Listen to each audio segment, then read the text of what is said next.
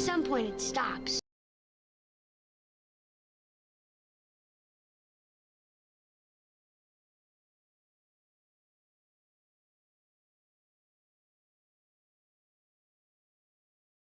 Okay, would you believe that I was grabbing water that entire time and that I 100% almost started the stream with just the record button on? Okay, I just want to start off by saying, alright, I care about what we're about to go over, okay? This is teaching to transgress, education as the practice of freedom.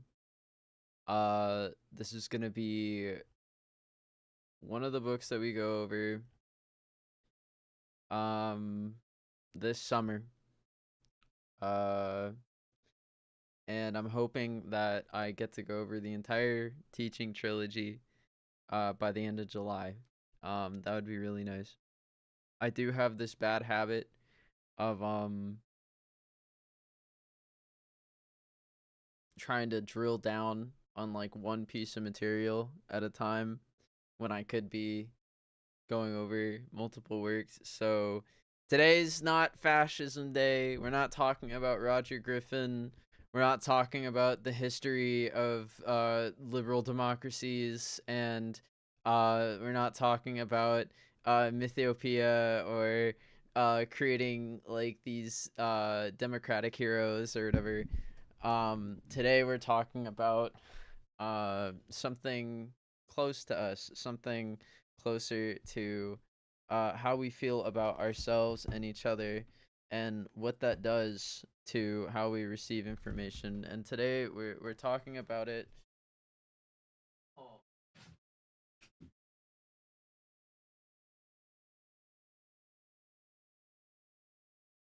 And today we're talking about it, believing that we can be teachers. I need to charge my phone, but one of my outlets is like freaking out. I need to take a look at that. What is going on?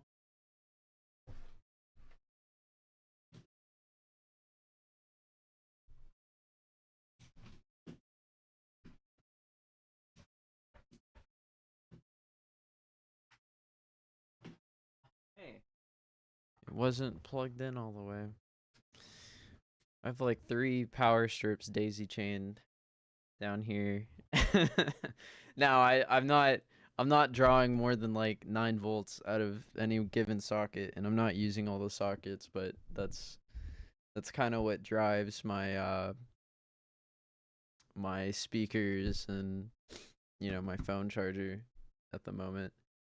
Okay, sidetracked. This is Bell Hooks, celebrated author, Stanford graduate, and most well known, I think, for her stance on teaching as a liberating act. If you want to overcome the adversity you face from long-standing authoritarian systems, um, you have to be together. You can't be alone in this. Um, and so it's important for us to think of our time together as time that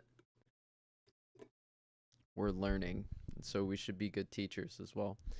So this is teaching to transgress, and I figure let's just fucking run into it. Chapter 1. Engage pedagogy. To educate as the practice of freedom is a way of teaching that anyone can learn.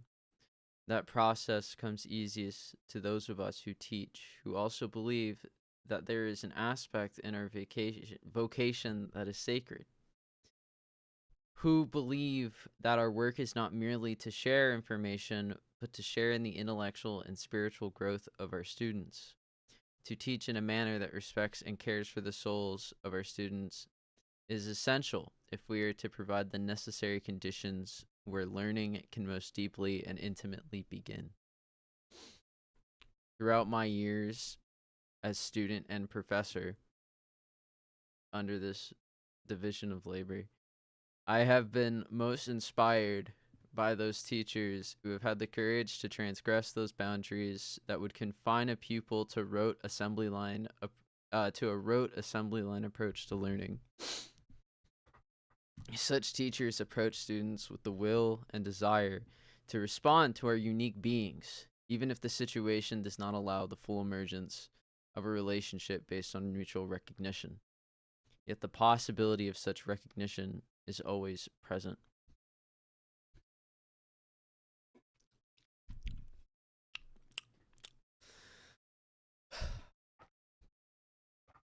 Oh, man, I'm cramping.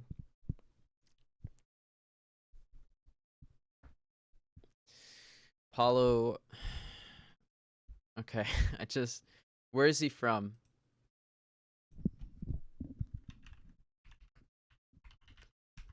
Because I feel like I'm going to be returning to this name a lot. Okay, he's Brazilian. I don't know Portuguese, but I know a little bit of Spanish. Paulo Freire. Freire. Paulo Freire and the Vietnamese Buddhist monk Thich Nhat Hanh. God damn it. Are two Thich Thich Thich Nhat Hanh. Thich Nhat Hanh are two of the teachers who have touched me deeply with their works. When I first began college, Freire's thought gave me the support I needed to challenge the banking system of education. That approach to learning that is rooted in the notion that all students need to do is consume information fed to them by a professor, be able to memorize it and store it. Early on, it was Freire's insistence that education could be the practice of freedom that encouraged me to create strategies for what he called conscientization. Conscientization in the classroom.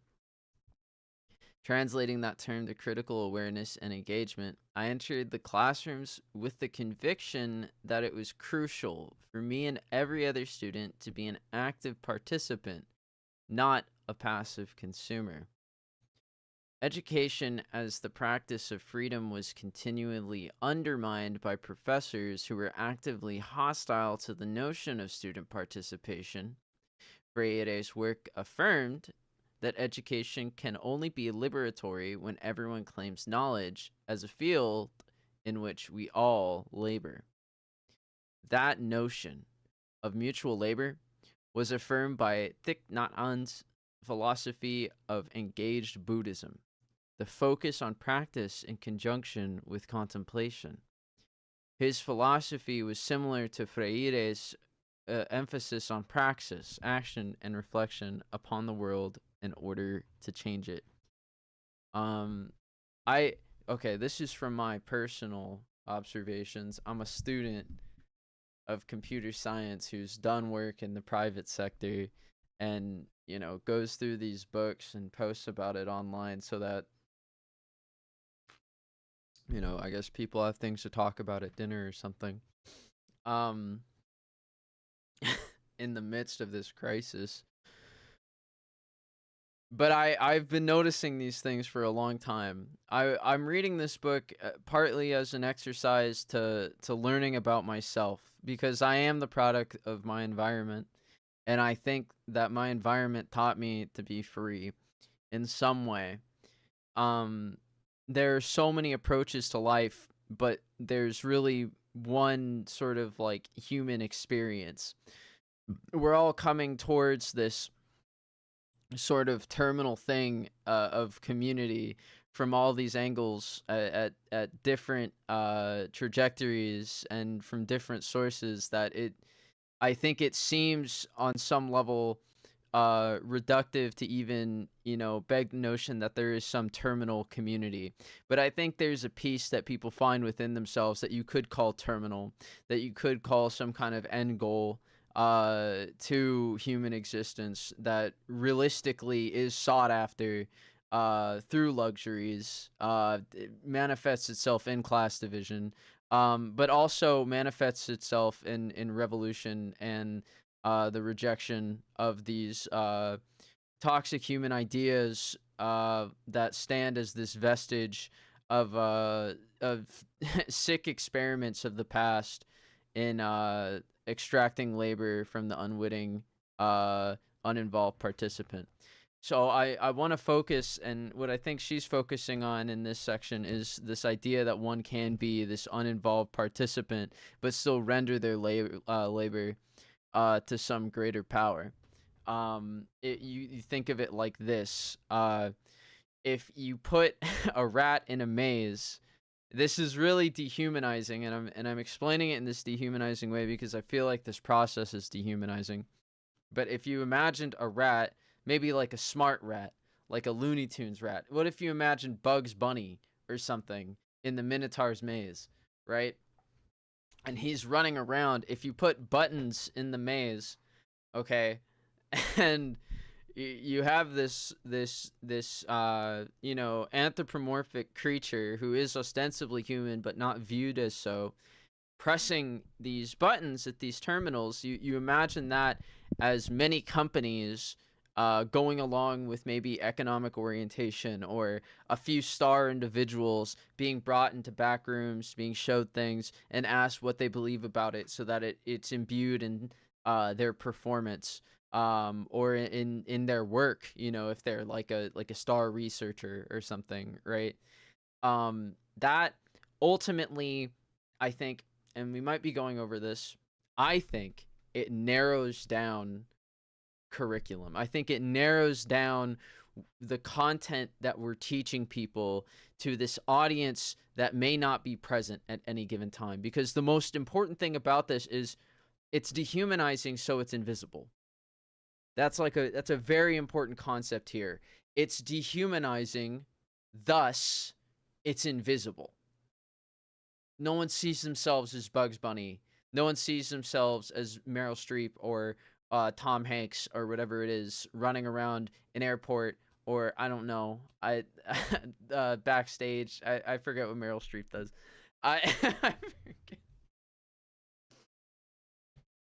Because I'm not Meryl Streep. And the fact that I've forgotten what Meryl Streep does sings to this, or speaks to this idea. If you are to reach people, this rigid idea of what you're telling people and idealizing this one-to-one connection between this rigid idea and what that person is learning needs to go. You're not going to teach like that. And you see it in the market, because what is there always a demand for alongside classrooms, alongside schools, alongside, all these public or private resources? Tutors. They want someone to explain it to them. And the fact that they want someone to explain it to them speaks, I think, in my opinion, to some sort of societal dysfunction. So that's what I'm getting from this, right? But let's continue to see what's said further on.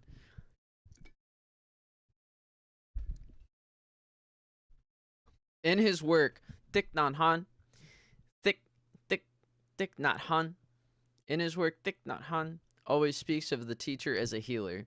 Like Freire, his approach to knowledge called on students to be active participants, to link awareness with practice.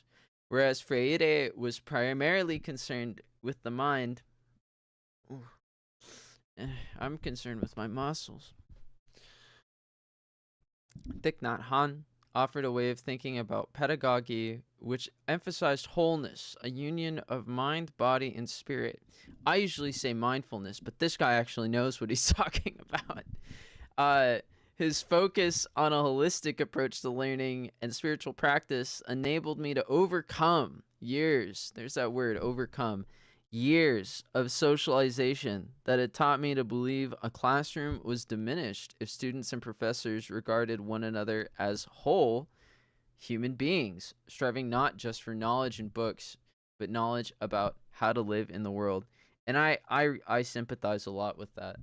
Um Sometimes it's like I feel like living in this disconnected world is such a struggle because it's hard to see each other from where we began. I think I'm constantly clamoring for the origin of things. Anyone who knows me online these days knows that I'm constantly clamoring for the origin of things because it genuinely satisfies this missing requirement in me. It heals these wounds in society that I see that cause me to writhe.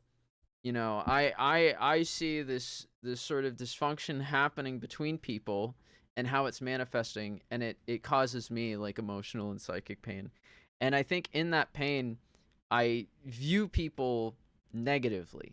I think my feelings are negative and I'm being informed by people. So I imprint that negativity in my memory upon my memory of that person, right? That's part of the reason I'm reading this book. So if she's kind of down like that, I mean, you know, we reach this point, we reach this juncture in which we're relating, and that's productive. That's what we want. We want to meet more often. During my 20 years of teaching, I have witnessed a grave sense of dis-ease among professors, irrespective of their politics. When students want us to see them as whole human beings with complex lives and experiences, rather than simply as seekers after compartmentalized bits of knowledge. When I was an undergraduate, women's studies was just finding a place in the academy. In the academy. In the academy. Those classrooms were one space where teachers were willing to acknowledge a connection between ideas learned in university settings and those learned in life practices. And despite those times when students abuse that freedom in the classroom by only wanting to dwell on personal experience, feminist classrooms were, on the whole, one location where I witnessed professors striving to create participatory spaces for the sharing of knowledge. Hold on, I need to stretch. I feel like my eyes aren't moving the way I want them to. Ugh.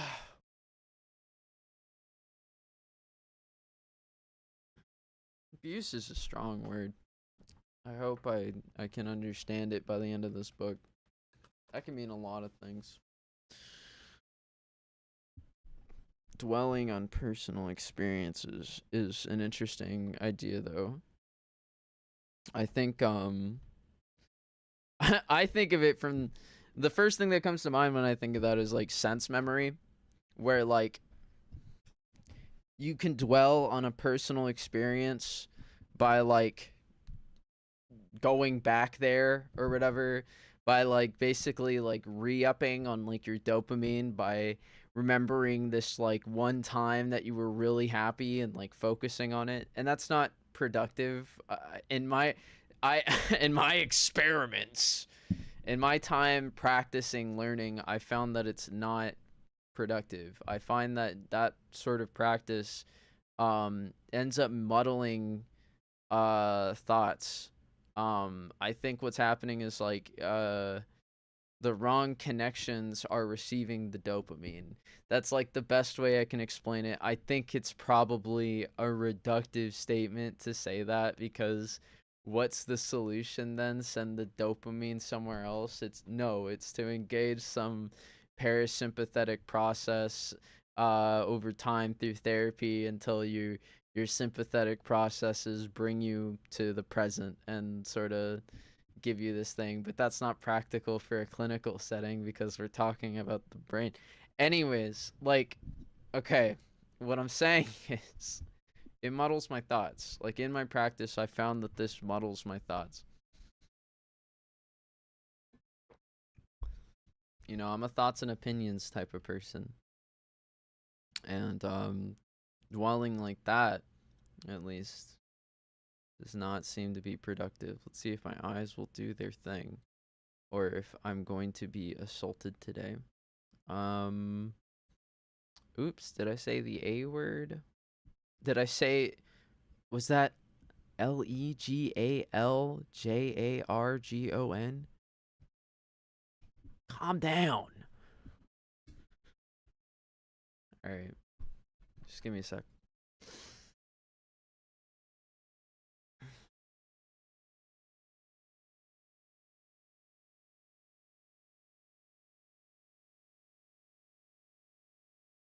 You have like there are like ocular muscles here, like on the side of your head.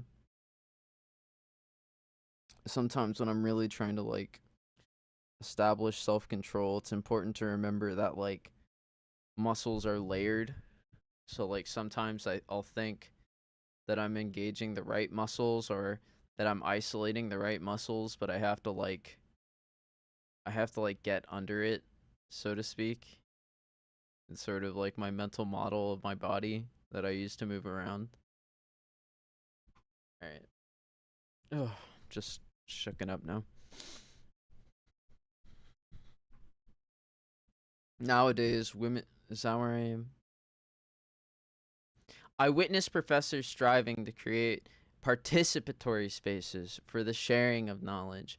And that's what I really like about the social sciences is, you're taught to write an essay in a very specific way growing up where like you're told about logical fallacies and analysis sort of casually in the setting of like English language as a whole. So you might be inclined to believe that these rules apply at a higher categorical level than they do.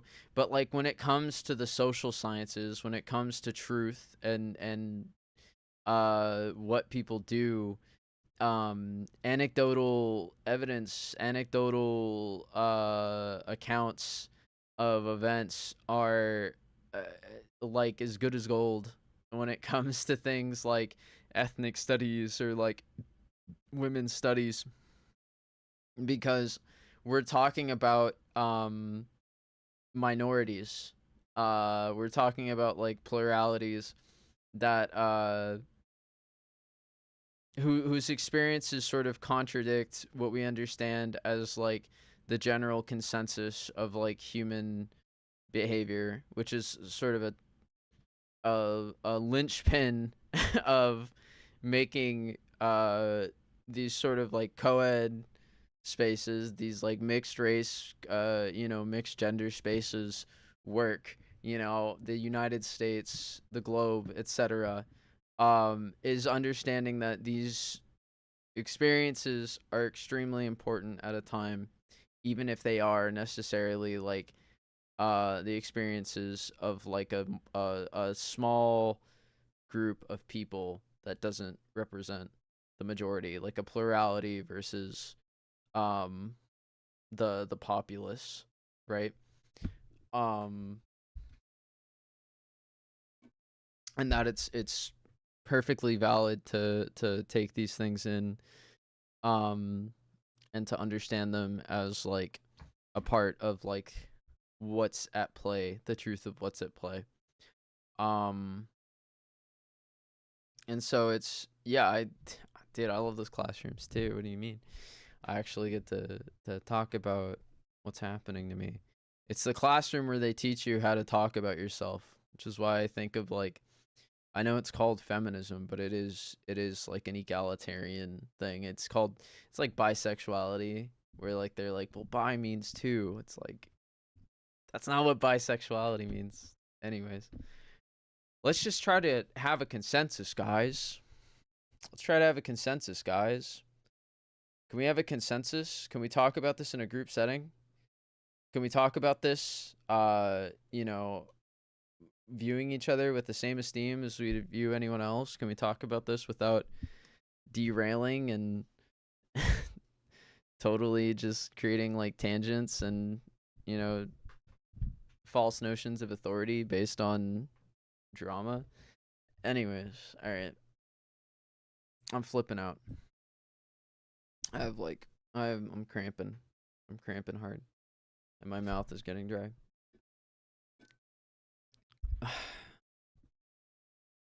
Nowadays, most women's studies professors are. Oh man, I move my eyes right and it starts blurring. Oh fuck.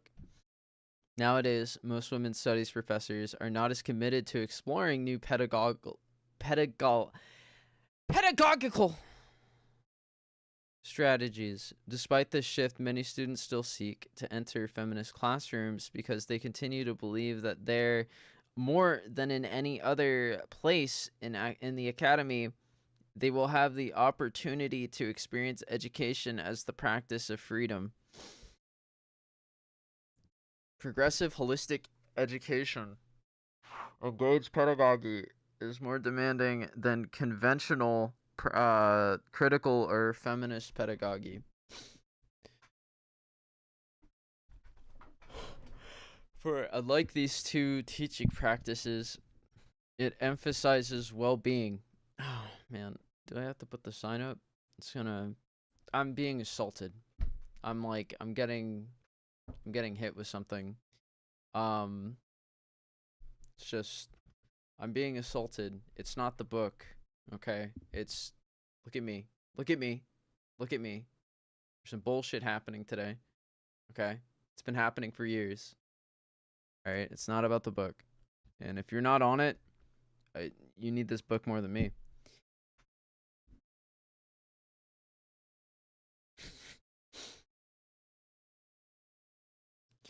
For unlike these two teaching practices, it emphasizes well-being.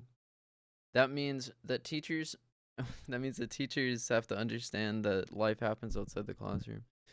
That means that teachers must be actively committed to a process of self-actualization that promotes their own well-being if they are to teach in a manner that empowers students. Thich Nhat Hanh emphasized that the practice of a healer, therapist, or teacher, or any helping professional should be directed toward his or herself first.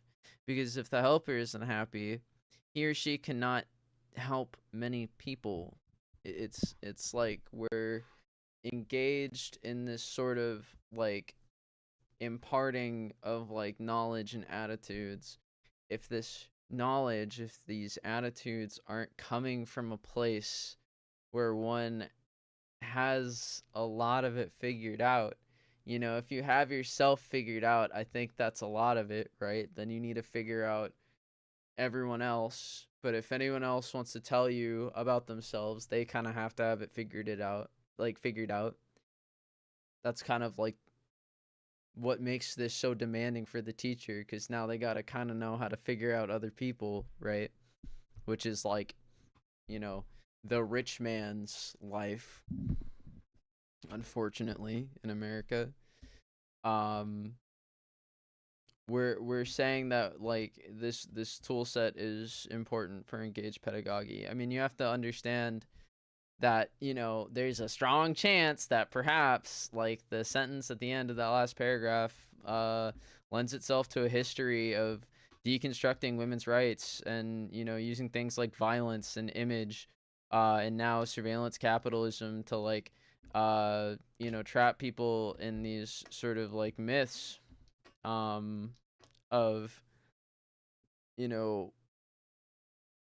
what can or can't be expected, like of like certain outcomes, right? Like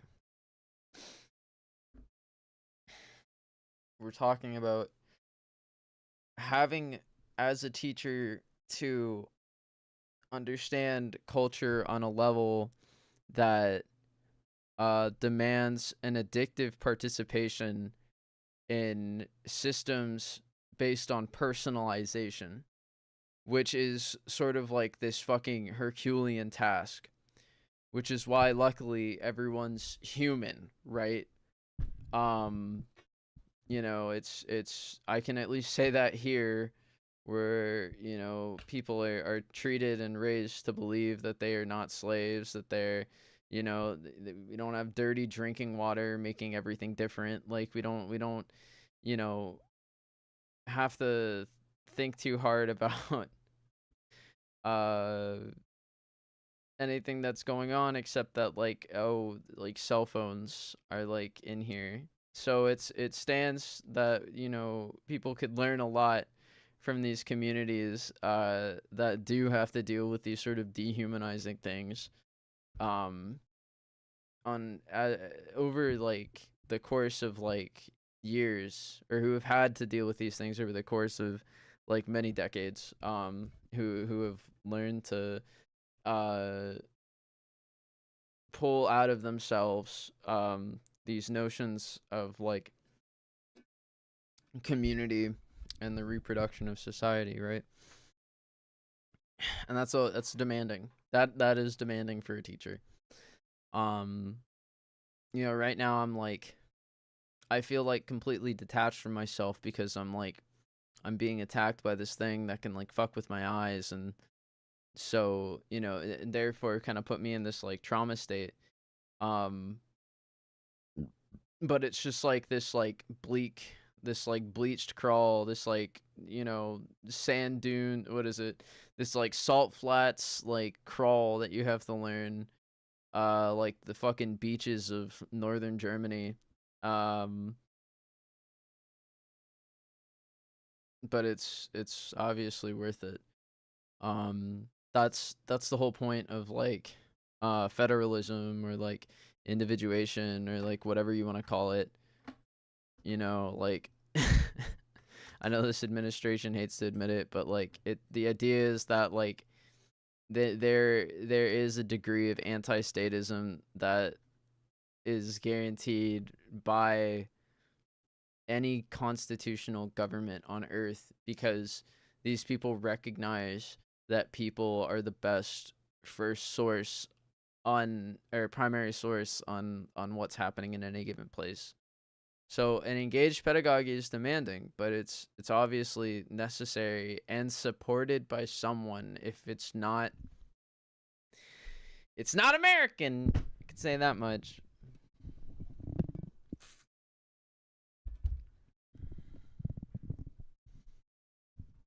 In the United States, it is rare that anyone talks about teachers in university settings as healers.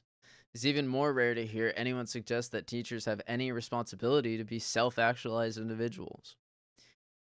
Learning about the work of intellectuals and academics, primarily from 19th century fiction and nonfiction during my pre-college years, I was certain that the task of those of us who chose this vocation was to be holistically questing for self-actualization. It was the actual experience of college that disrupted this image. It was there that I was made to feel as though I was terribly naive. It was there that I was made to feel as though I was terribly naive about the profession. Shadow people. Sorry. It's so much more than that. And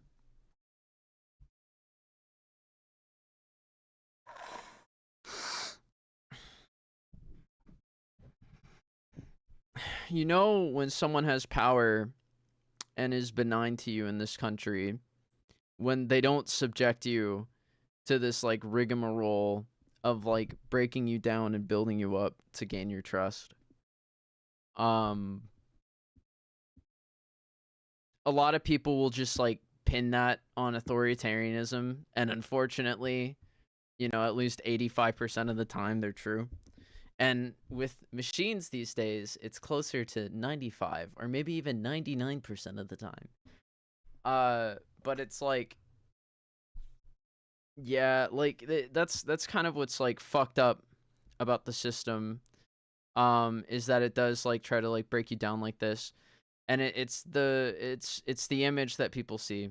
It really is, because once you give up the idea of self-actualization, you're giving up the idea that you are someone who is a source of truth on what the world is. You're sort of acting in bad faith when you give up on self-actualization, or when you place it at the top of like this hierarchical structure where you believe that you are surviving, or you believe that you are looking for others before you may self-actualize. There, you might be in a world where you're not capable of satisfying any of those things lower on like a hierarchy of needs that places a self-actualization at the top, but that doesn't mean that your self-actualization does not benefit you. It doesn't mean that that's a selfish act. It doesn't even mean that it's dysfunctional for you to believe that you must self-actualize. Everyone, in lieu of attaining everything that it is that they need to live, should be trying to self-actualize. You should be understanding when you're giving up parts of yourself to participate in a process. And placing it in sort of a hierarchical structure is, I would say, tantamount to a form of hegemony, almost fascistic hegemony, depending on when you're doing this during your lifetime. That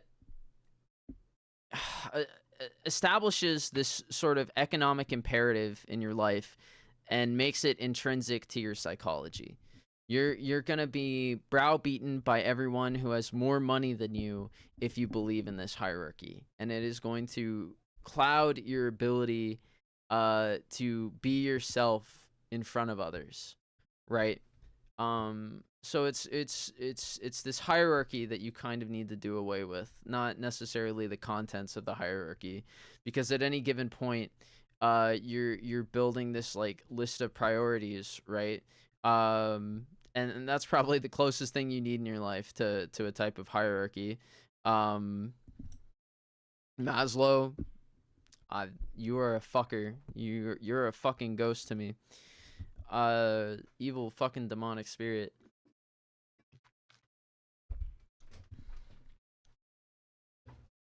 To be reaching into my life this deeply through the lives of others.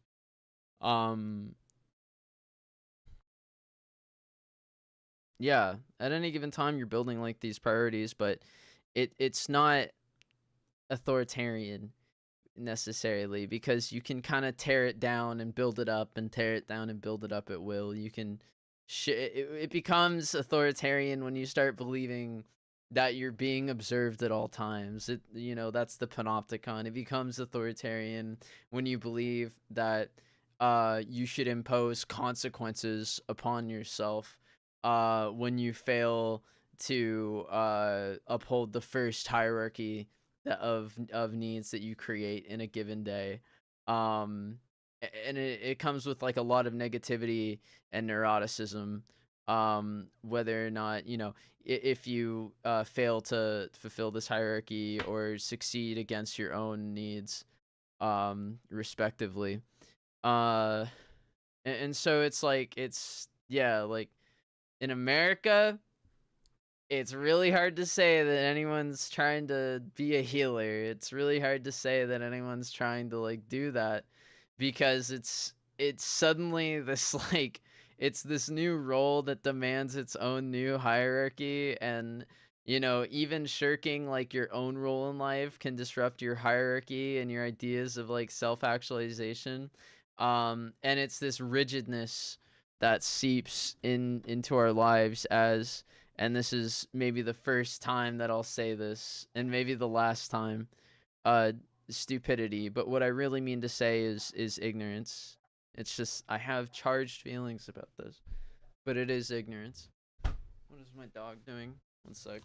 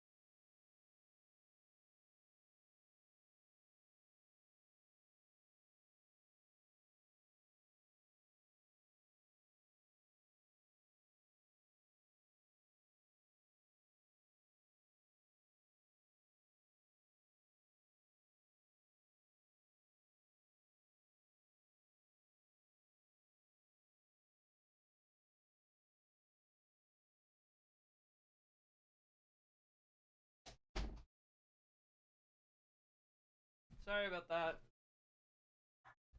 Holy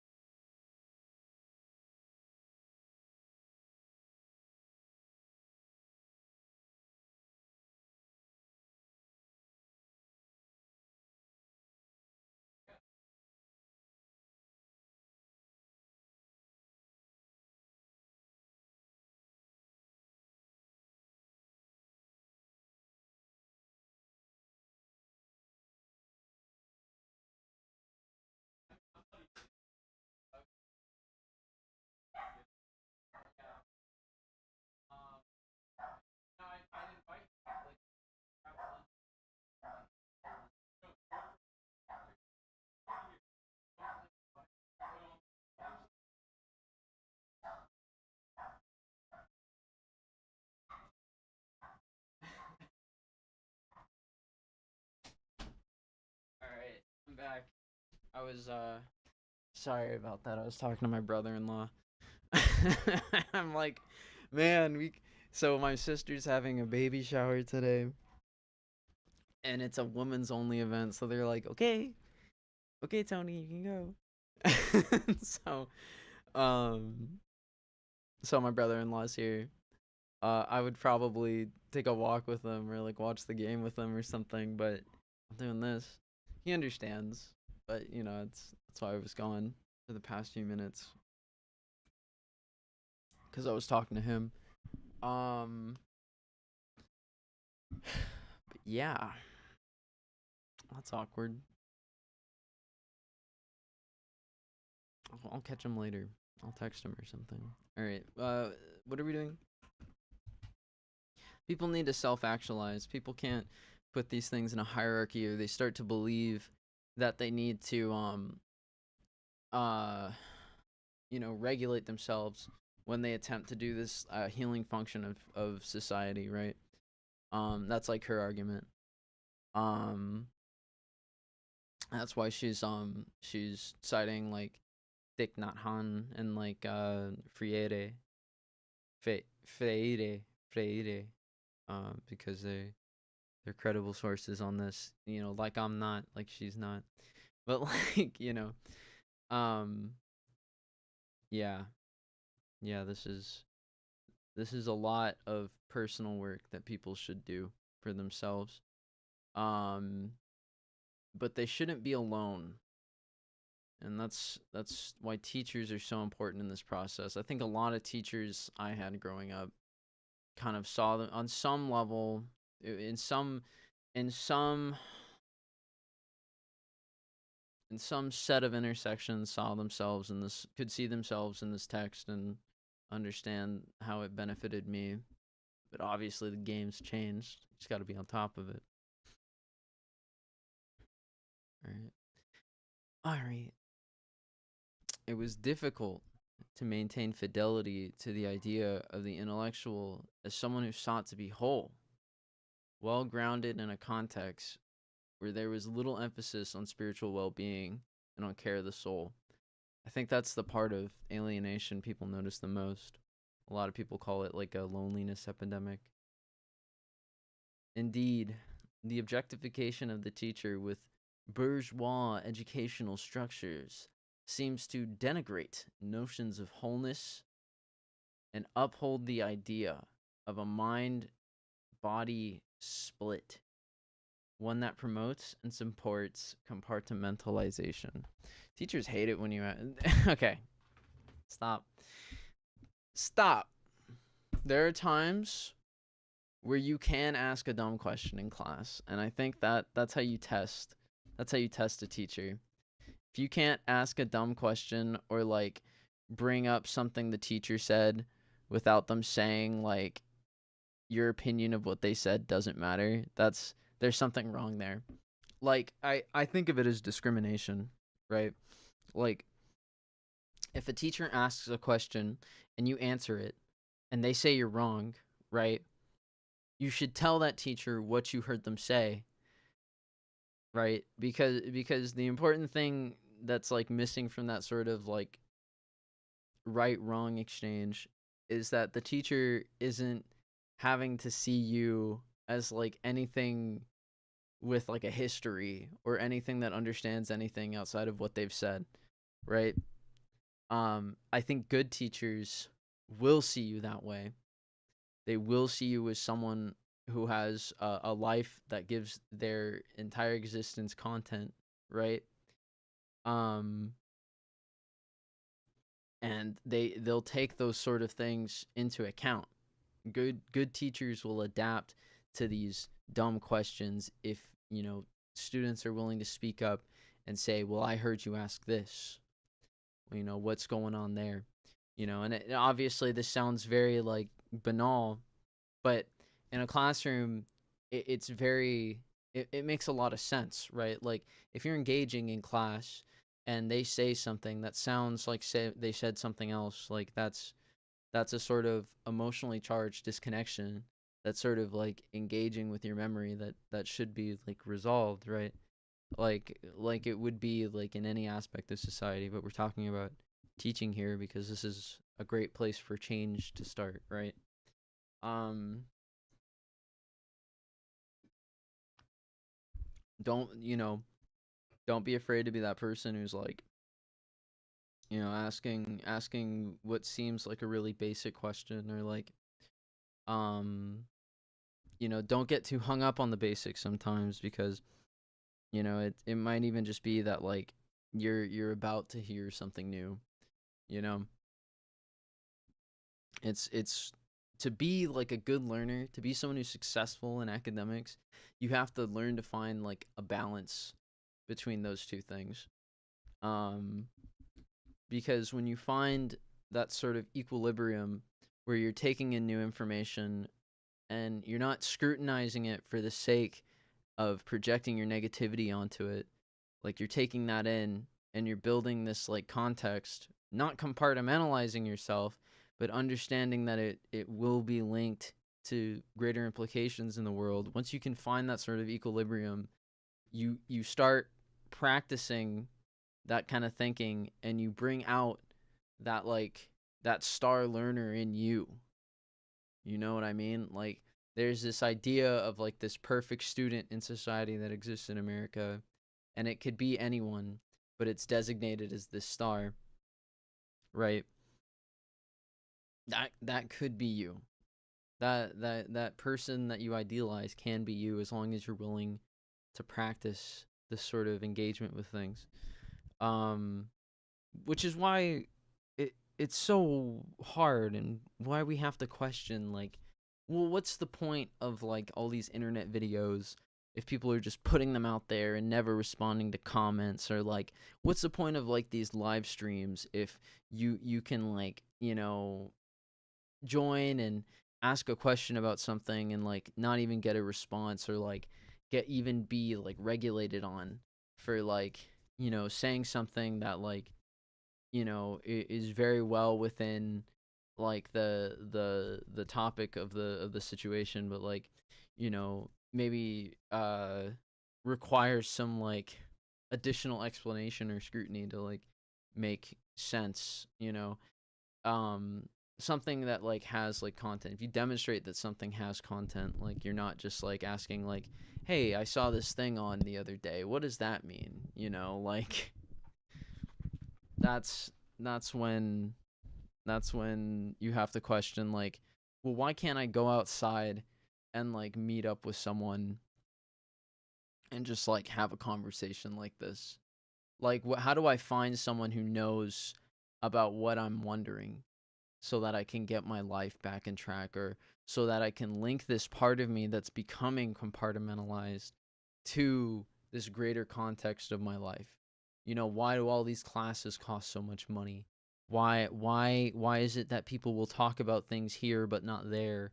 Why is it that all these like gnawing questions in my life uh cost so much to get some kind of resolution to, and that resolution can be false? Why can that resolution be false if so much risk, or why is there so much risk involved if the resolution can always be false?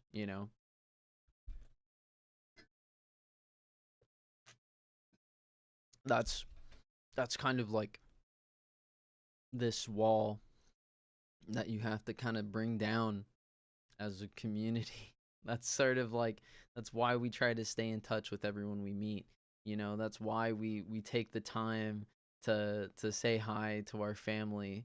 That's why it's worth it sometimes to like, do work closer to home.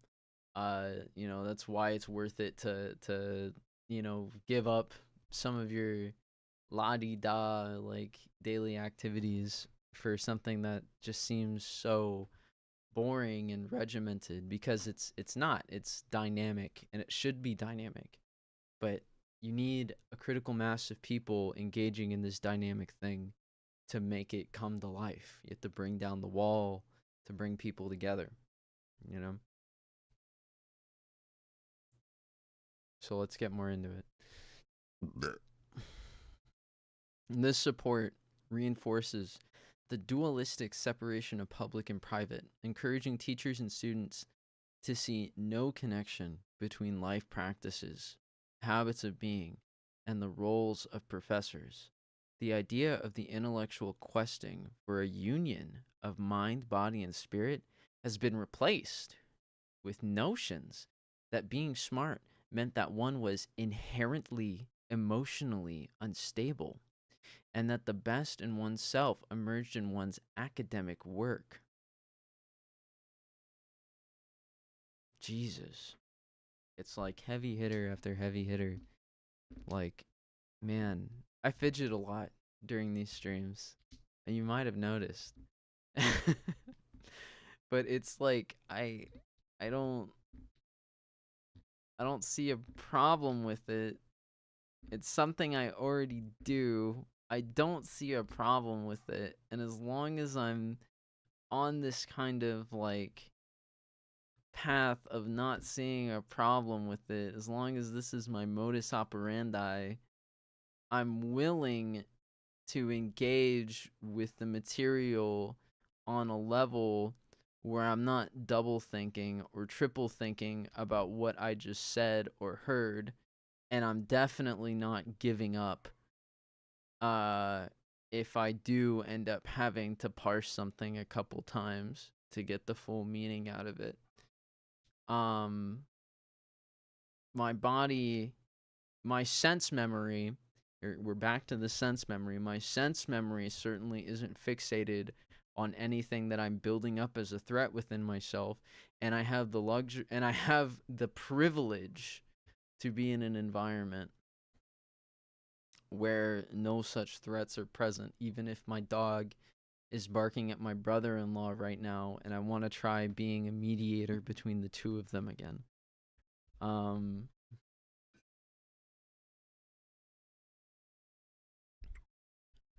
So if you can't get to me in this remote way where I'm seeing something on TV, reading something in a book, looking at something on my timeline, and believing that that should become me, the next best thing that people will do is to abuse democracy using everyone that they can get with one of those tricks and try to block me out of viewership on a algorithmic platform, or deface my image based on terms that I've already accepted within myself as a part of my history, or as a benign pattern in my life.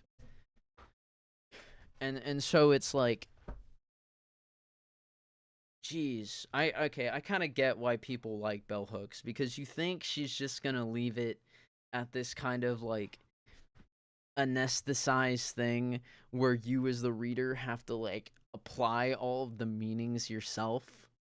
But now I just feel like I have to point at that thing and be like, that's me. I'm weird.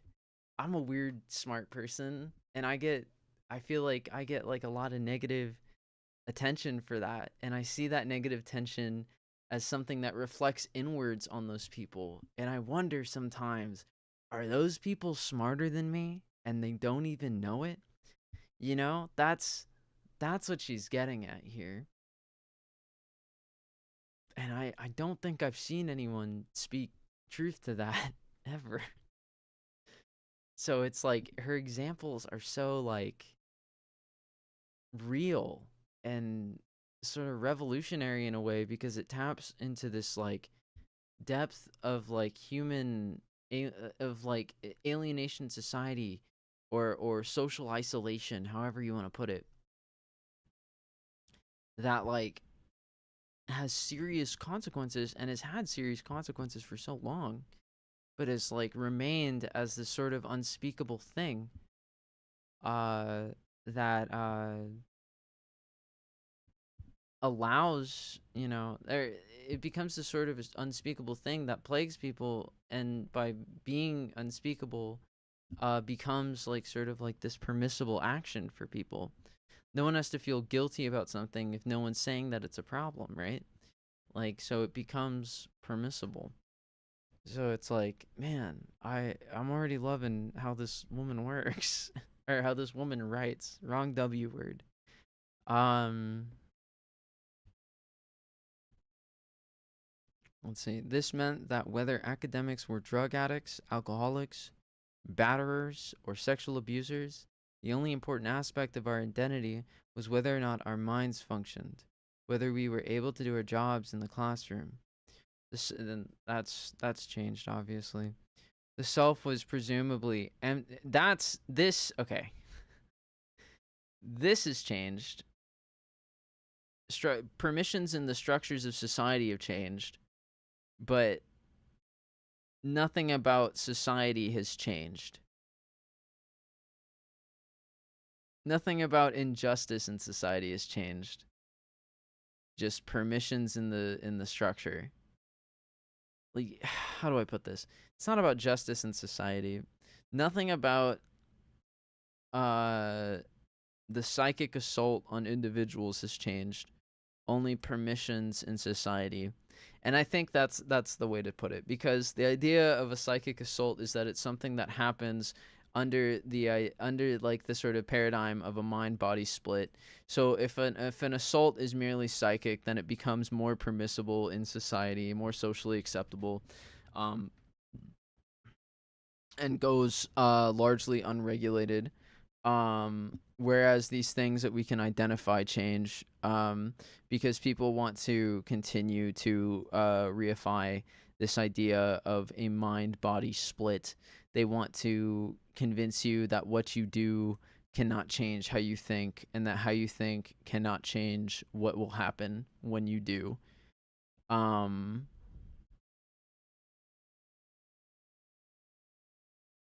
is my dog in the hallway?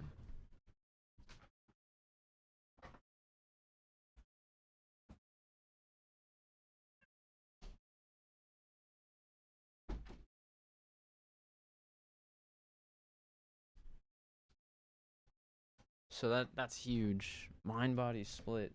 I said I'd take notes, right?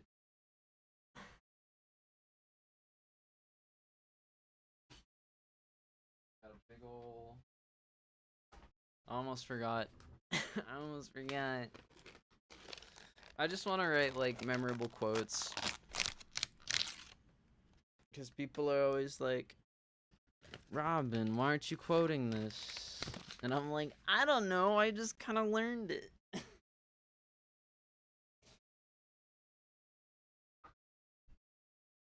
I guess I admit that sometimes my memory takes a little jogging. So it's probably best that I write these kinds of things down.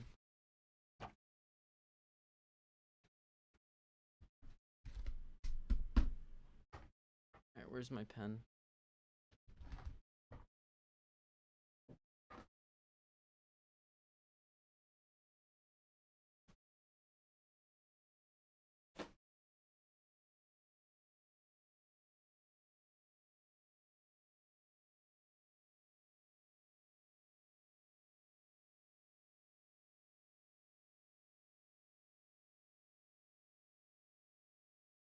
Dude. Oh. I feel okay, so what are you?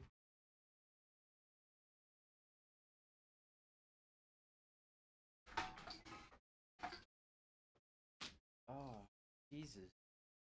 I need to clean. Oh my god, I have like a rat nest forming.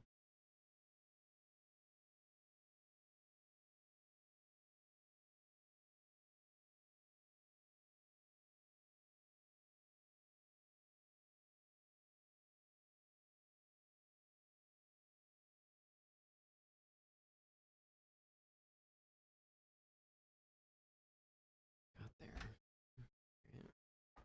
It's a nice cable. You can use it for VR.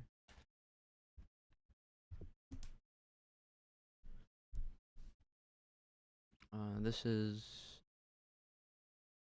learning to transgress. This is such an important idea. What's today's date? Today's 27th. Such an important idea. because it's like these problems come to head when you can centralize power and justify the centralization of power to these sort of like intellectual pillars of society that go without being questioned, or that are constantly lauded for their ability to outperform others. um I'm thinking like, the tech business, where you can have a company like self-regulate, um basically on terms that are only valid to people and like only justified to people as long as they believe in something like this mind body split. And like when you think about it, like, it'd be really useful if people knew what Google DeepMind was and how it worked, like in the public. It would be really useful if there weren't legal barriers challenging people's ability to understand this like proprietary knowledge, especially with like how dangerous like AI can be and with how extensive the applications of this AI are. They've been putting DeepMind at power relay stations. They've been putting them in generators and like power exchange stations for like the past like, I don't know, 6 or 7 years. Um, and it just so happens that everyone's experiencing this improvised DEW incident. Like, what a shit show, man. What a fucking shit show. The company will probably find a way to blame it on like a team of like rogue engineers, but last time they did that, that guy went on to make fucking Pokemon Go. So I guess this guy will go on to be like the fucking, chief technology officer of some private military company or something. Um, it's ridiculous. It's so ridiculous, and it's like there's just so many more reasons why it's imperative to deconstruct these things.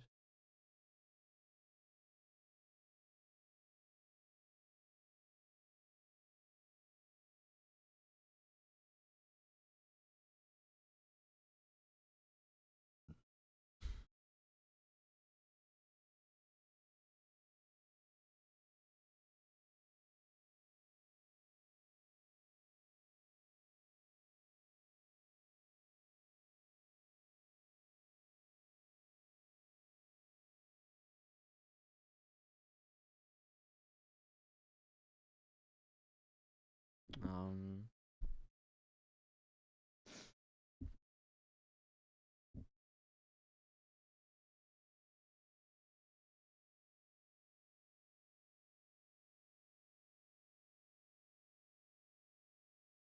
I'll sum it up with one question: could you do more?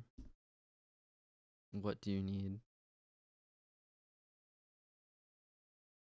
I said one question, but I meant two.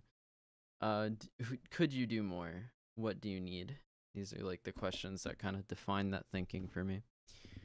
Um, and some would say define my role in society. Uh, but that kind of thinking never did anything good for me. Well, I won't say never, but I'll definitely say that a machine certainly tried to take advantage of it. Um, and that was very detrimental to myself. I tried to kill myself a couple times. Broke a lot of my personal property. Um, Not fun. And according to the law, that's just no one's business but my own, even though it's someone doing something to me. Um, but yeah, whatever. I care. The self was presumably emptied out the moment the threshold was crossed, leaving in place only an objective mind, free of experiences and biases, which is simply untrue. Uh, there was fear that the conditions of that self would interfere with the teaching process. Part of the luxury and privilege of the role of teacher professor today is the absence of any requirement that we be self actualized. Not surprisingly, professors who are not concerned with inner well-being are the most threatened by the demand on the part of students for liberatory education, for pedagogical, why can't it be pedagogical? For pedagogical processes that will aid them in their struggle for self-actualization. They put it on the news too. And they put it on the news. This just in. Liberal teacher owned by conservative students. Is your teacher a rapist? He sounds like one. Interesting. Tell me more. Well, why don't you take a stand? Sometimes it's what we feel that's more important than the truth. All right, anyways.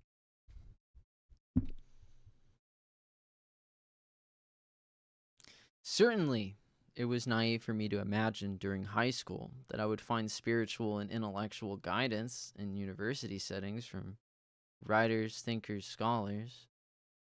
To have found this would have been to stumble across a rare treasure. Whoa. Hold on, take two.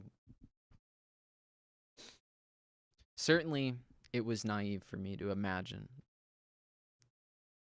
during high school that I wouldn't be assaulted by an AI. That makes my take two awful. Certainly, it was naive for me to imagine during high school that I would find spiritual and intellectual guidance in university settings from writers, thinkers, scholars. To have found this would have been to stumble across a rare treasure. I learned, along with other students, to consider myself fortunate if I found an interesting professor who talked in a compelling way. Most of my professors were not the slightest bit interested in my enlightenment. More than anything, they seemed enthralled by the exercise of power and authority within their mini-kingdom, the classroom. Enthralled. Power trippers. Yeah, man, I'm gonna miss community college. I'm gonna miss it a lot. I just know it. I have this awful feeling that, like, I'm gonna be arguing with professors like this much more. Like this much more. Oh my god. This is not to say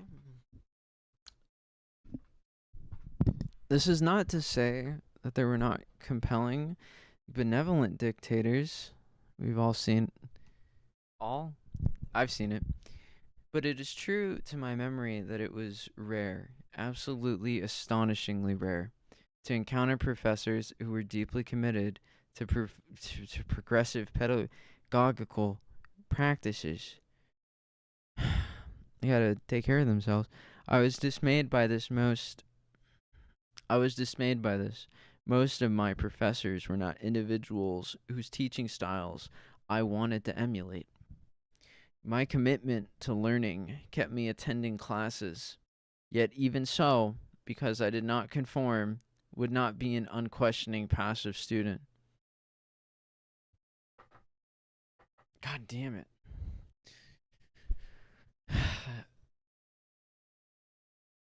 Oh. Yet even so, because I did not conform, would not be a unattentive or an unquestioning passive student. Some professors treated me with contempt. I was slowly becoming estranged from education, just like I'm being assaulted right now. Finding Freire in the midst of that estrangement was crucial to my survival as a student.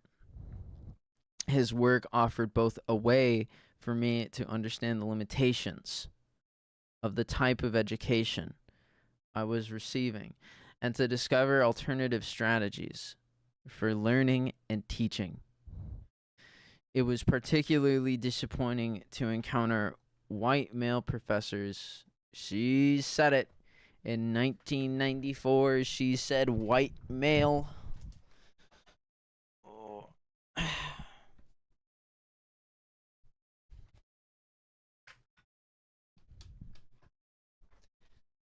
Who claim to follow Freire's model even as their pedagogical I'm gonna fuck that up every time. Even as their pedagogical practices were mired in structures of domination. That's because these are invisible structures. They're dehumanizing, mirroring the styles of conservative professors even as they approach subjects from a more progressive standpoint. They're invisible, so we make the invisible visible. We're smarter than that. When I first encountered Paulo Freire, I was eager to see if his style of teaching would embody the pedagogical practices he describes so eloquently in his work. During the time I studied with him, I was deeply moved by his presence, by the way in which his manner of teaching exemplified the pedagogical theory. Not all students interested in Freire have had a similar experience. Yeah, because these people are designed to kill. It's that's their treasure is a fucking knife. Uh, my experience with him restored my faith in liberatory education. I had never wanted to surrender the conviction that one could teach without reinforcing existing systems of domination. I needed to know that professors did not have to be dictators in the classroom. Don't we all? One sec. USA, baby.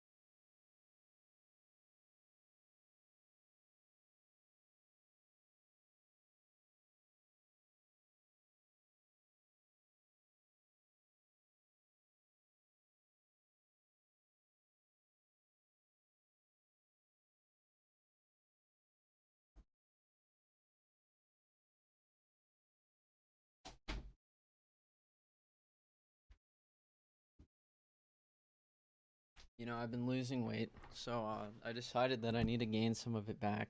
Look at this thing. Dude, Hawaiian barbecue is like the best. Holy smokes.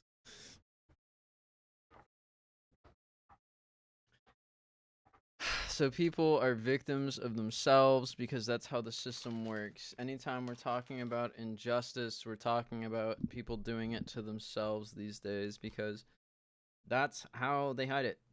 We've gotten past slavery. We've gotten over conquest of ourselves. We've gotten over.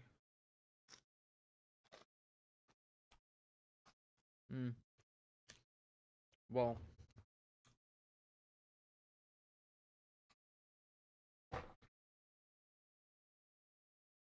in the furthest advanced reaches of society, I might say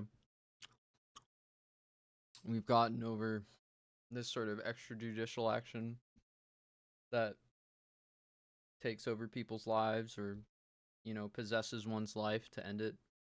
Also known as lynching. But we still see systemic injustice. We still see systematic injustice.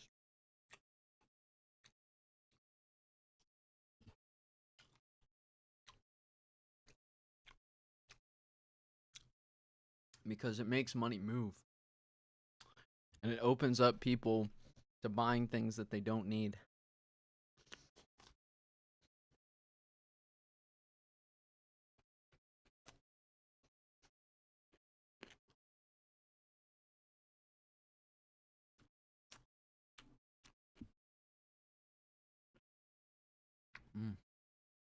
One more bite. Just one more bite. And so, when we're talking about what to do in a system like this, it's difficult to be juridical, right? Because then you kind of have to like use these sets of rules in a society and its de jure level or on a de facto level. We're talking about interpersonal relationships. Hold on. So it's very difficult to be successful in a movement and be juridical about these terms, right?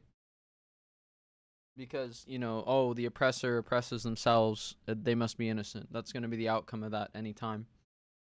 Or the alternative, anytime, and then once you abolish time and any semblance of order in the world, and you devolve into this like fucking dangerous anarchy that renders itself to the authoritarian, militaristic complex that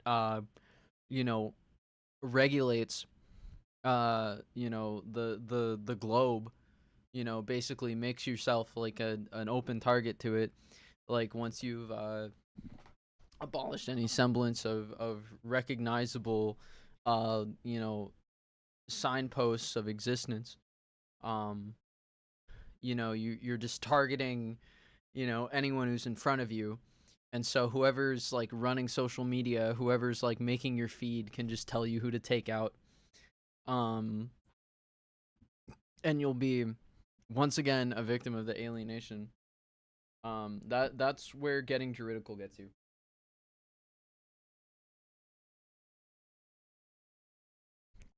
When you're starting a movement that isn't already like intrinsically tied to defending existing rights, right?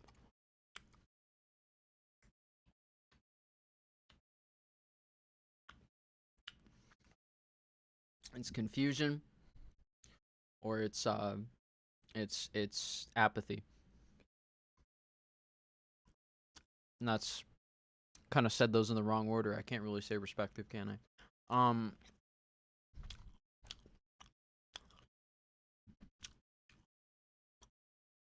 Enough funny business. All right, but for real, like it's bad. You can't be juridical when we're talking about starting these movements. Because it is sort of like this system based on a world that we understand through like intersectionality, where identity is self-assigned and can ostensibly be interpreted to encompass these wide categories of behavior and inclusion that don't necessarily provide uh, potent categories for any sort of like liberal or authoritarian um, or even communitarian in certain cases um, measures to address the problem. So if you're starting a movement, you want to have a double movement. You want to have a movement where the culture changes and a movement where the legislation changes working in tandem. You can't be juridical about these things. You have to be like scientific about it. You kind of have to understand that it's happening in front of you, be this observer, and form hypotheses about what is and what isn't and what will and what won't happen. You kind of have to be like a healer at times. You have to play a lot of roles. You kind of have to dissolve and reform hierarchies on the spot as you understand others and understand yourself in any given setting.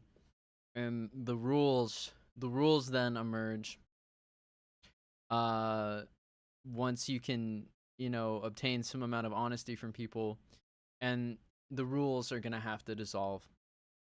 There are gonna be rules today and no longer tomorrow because we're talking about rehabilitation. People aren't gonna be healing their entire lives. We're not fascists. We don't need a constant revolution. People aren't gonna be healing their entire lives, but a lot of new people are gonna be coming in. Sure, we don't want them to come in hurt like this, right? So people's roles will be diminished as progress continues. People will have to be healing. People will have to take uh, a more understanding approach to this holistic process of uh, revolution. Um, I said it. I said it. Because there's no point in giving up this juridical mindset if nothing's gonna change. This sort of like juridical response to all of these things happening is like a self-preservation mechanism that uh takes in all of these existing systems for enacting justice and essentially assimilates into them. And I use that word assimilation very intentionally because there is like an imbalance, a power imbalance between these institutions and individuals, and maybe there should be, right? Because we want strong institutions to uphold social contracts that we want to agree upon, right? And so you have to be there. You have to be there and you have to be ready if you want to see things change. And you're not going to get anyone there if you're broadcasting this juridical notion. Just well, I'm never going to say like, oh, call out posts are bad. Doing this, saying this, saying that's bad, informing people about this, informing people about that's bad. What's bad are these awful social media controls. I don't like how it's blocking or how it's like liking or whatever, right? Like that's not like a smart way to inform people. Like that's informing people's like role as like this sort of enforcer that cuts off all contact with someone. You think boys are bad with video games? Like it seriously like you, there's gonna be this point where it's just gonna be like women like killing like anyone, like as if it's not. If women weren't like, if there wasn't this like whole history of like women being these like docile caretakers at home that like impart like the previous generation's knowledge onto the next generation, they would be killing people. They would just be fucking killing people. If women couldn't like if women weren't like the only people who had wombs, they would just be fucking killing people.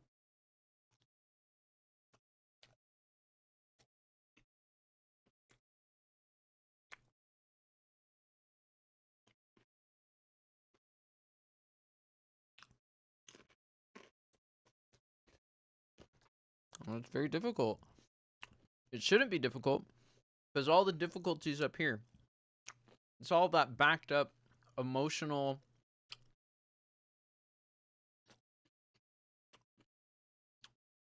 pressure that moves your thoughts away from what's productive. And learning to face it is an essential skill for anyone. Which is why, it's worth it to talk about these things. So,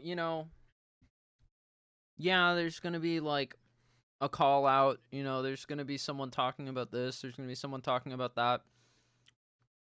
But the action that you demand needs to keep in mind that these are long-term goals that a proper revolution wants to be a part of. If you don't want to be a part of a revolution, make it clear to everyone so that no one's going to your dumbass because they want change in their life.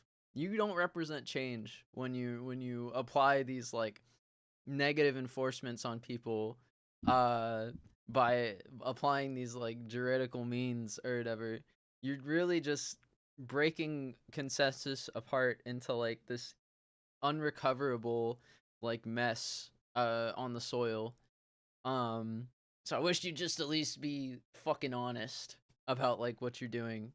Maybe your lack of support should speak to you about what you're doing in society. If you're in a place that generally accepts these tenets of like equality and attempts to apply them, and you're not getting an audience, maybe you're fucking stupid. Sorry, maybe you're being fucking ignorant. Maybe you should read a fucking book. Really learn what it means. When she says not all students interested in Freire had a similar experience, that's what we're fucking talking about. Some of you don't want to accept it.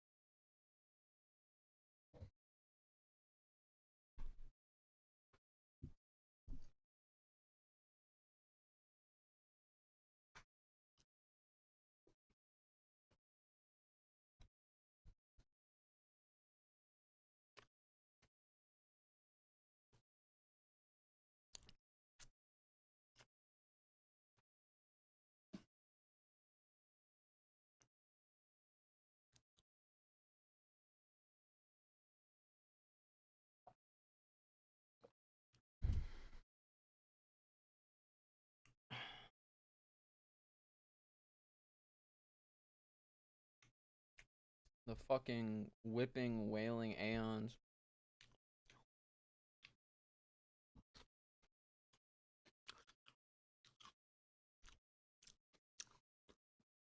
If there's anything toxic out there, it's coming from social media. Alright. Not the content, but the media. My experience with him restored my faith in liberatory education. I had never wanted to surrender the conviction that one could teach without reinforcing existing systems of domination. I needed to know that professors did not have to be dictators in the classroom. And then I said USA. Grab some Hawaiian barbecue, as they say. While I wanted to teach, I believed. Sorry, one sec. While I wanted teaching to be my career, I believed that personal success was intimately linked with self-actualization. My passion for this quest led me to interrogate constantly the mind-body split that was so often taken to be a given. And you should too. Most professors were often deeply antagonistic, so this is her experience. Most professors were often deeply antagonistic toward, even scornful of, any approach to learning emerging from a philosophical standpoint, emphasizing the union of body, mind, and spirit rather than the separation of these elements. And this manifests in academia to this day. Philosophers will tell you that there are grounds to dismissing all critiques of capitalism in any form. And one such argument that I encountered was that individuation is not a process that adequately describes people's ability to understand their needs uh, in any terms more potent than or different from individualism, which is just false. That's individuation arose as a counter argument to individualism and this sort of like uh self misdirecting exceptionalism that kept people in this like mind body link mindset. So it's really more than what these people will tell you it should be, and they understand this.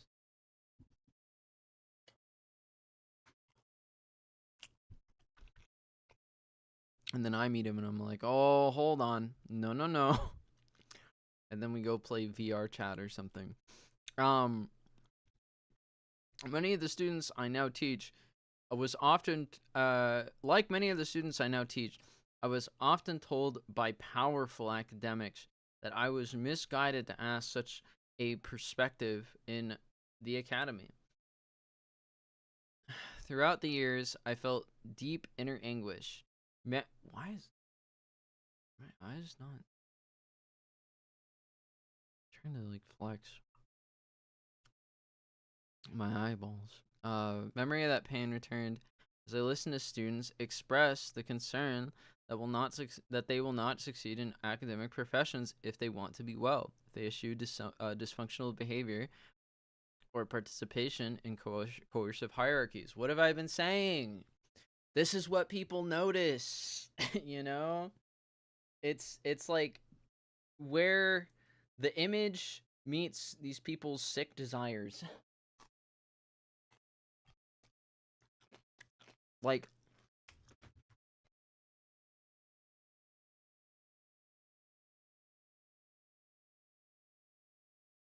there are two worlds. There's the world of the elites and the world of the people. Okay?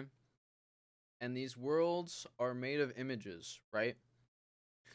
The moment where those images meet, here in the middle, is sparsely populated, because these people alone believing that they cannot create the entire universe, the entire world, hinges on their belief in what these people believe cannot be changed. Do you get that? These people believe that you can't change anything or this universe disperses. These people receive this image and they believe that they need these people who know not to change these things, right? And these images are similar in form, value, and color. That's here, okay? They are similar in hierarchical structures. That's here, okay? But they are different entirely in the emotional and epistemological reciprocations that are presented through the image. They're just two totally disconnected processes that keep these people separated, okay? And the world still exists because this is in the context, believe it or not, of a single country.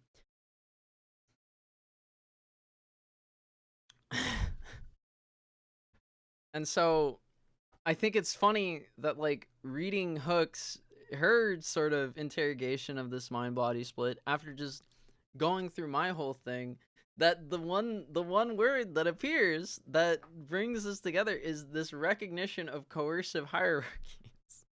I think her perspective is informed by the classroom as a teacher, as someone who's finished their time at a university. We have totally different histories. Our narratives diverge because we have totally different histories. She doesn't pull this notion of hierarchies and how they impact people's learning out of her role as a student anymore. She can do it as a teacher and a student of higher education. Well, when I pull out my experiences of these things, it is as a student in what is it? Primary, secondary, and post-secondary education, right? That's we're kind of like, I don't even want to put it there, but like, you know what I mean? Like we're like here. We together we are here, right? But like it's historically we're like coming like at it like this. It's something else entirely. Like but I only have 2 arms. Anyway, I hope you understand what I'm saying. Like we're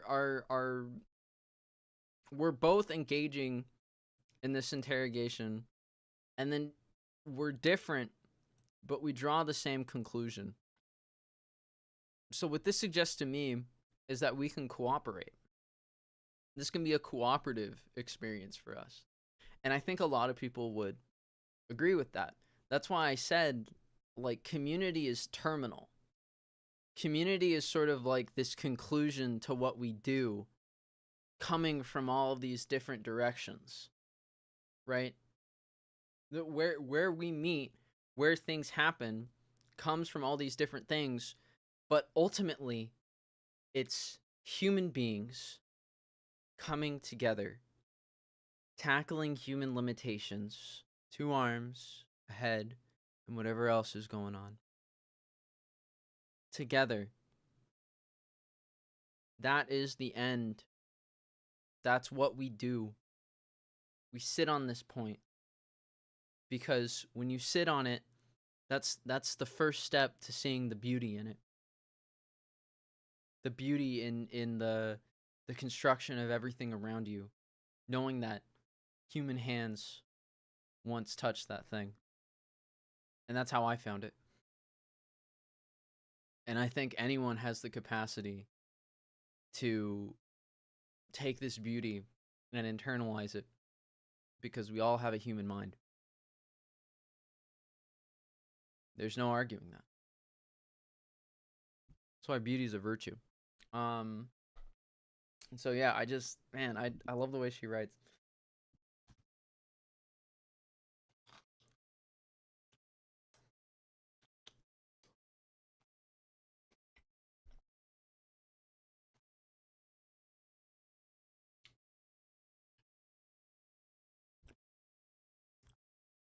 Beauty is a virtue, but vanity is a vice. That's how they said it back in the day. That's how they said it when I was growing up. And then your value, whether or not people want to make a relationship with you, hinges on this on this beauty that comes from your practice of vanity, and the world becomes twisted. So I don't wear makeup. Yeah. I do wear my hair long though. I do be wearing my hair long though.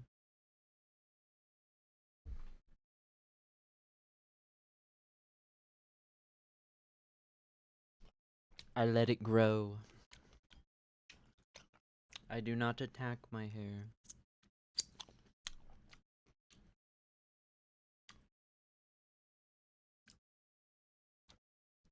I suppose if I had to, I could cut it off, but why have to? You know? Why not just fix things while I'm sitting right in front of it? So yeah, continuing on. These students are often fearful, as I was, that there are no spaces in the academy where the will to be self-actualized can be affirmed. So we made a secret club. That's what I'm gonna do. I'm gonna start a reading group when I go to university. I'm gonna see if one of my teachers will sponsor it. I'm gonna start a club, and it's gonna be like, I don't know, I don't know what to call it because I've been thinking like I'll call it like the Apocalypse Club, but that's just too harsh. I feel like that's like level 1, and I really want to like, I don't want to treat people like they're like that simple. So it should be like surviving the apocalypse club, you know?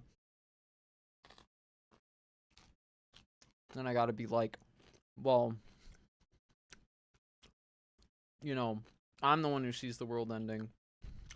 Maybe other people don't. So maybe it'll be like in case the world ends club. But then people won't know that like we're reading there. So it could be in case the world's end, we'll read club. But then people might see the world ending at the start or at first, and so that doesn't make a lot of sense. And so the club could be called "We're Reading Because the World Might End," and then that's kind of the vibe, you know.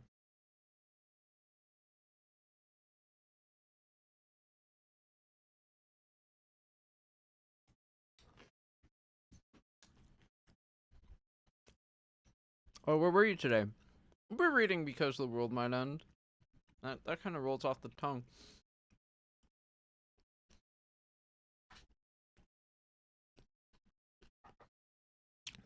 I swear to God, if I click 0 frames dropped, Jan, you fucking liar.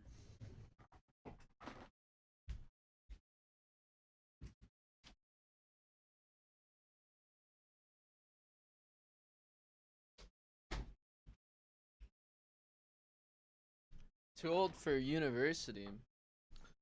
Yeah, I bet you finished college. Why don't you tell me all about it?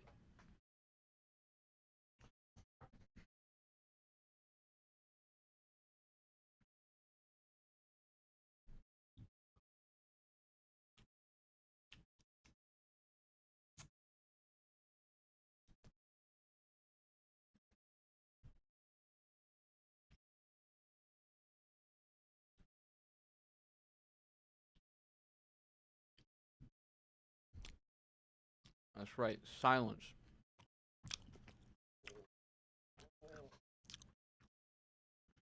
Business admin. Why don't you tell me all about it? Tell me everything you learned from college. Can you do that? Is that something they taught you how to do in college? If you had to learn how to do something like that, would you go to elementary school or would you go to college? Would you take an online course or would you go to I think you could sum up an entire college education in a couple hours. Yeah, I think you could sum up 5 years of a life in a couple hours because I know you go over the same things over and over with like finer detail. There's like a continuity of what you know that becomes more detailed as you you know attend more courses.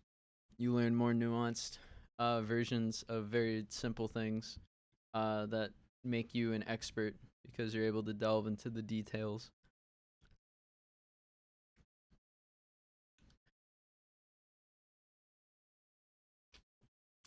If you had to learn to teach, would you go to college, Jan? You didn't learn to teach in college, Jan? What are you gonna do when you need a roof over your head and the only thing you have is your guns and your not your guns. The only thing you can do is stick to your guns. Know what you know and understand that you deserve justice. Are you gonna go out there and say nothing to people, or are you gonna go out there and teach? If you don't know how to teach, where are you gonna learn it? At college? No, Jan. You can't be too old to go to university.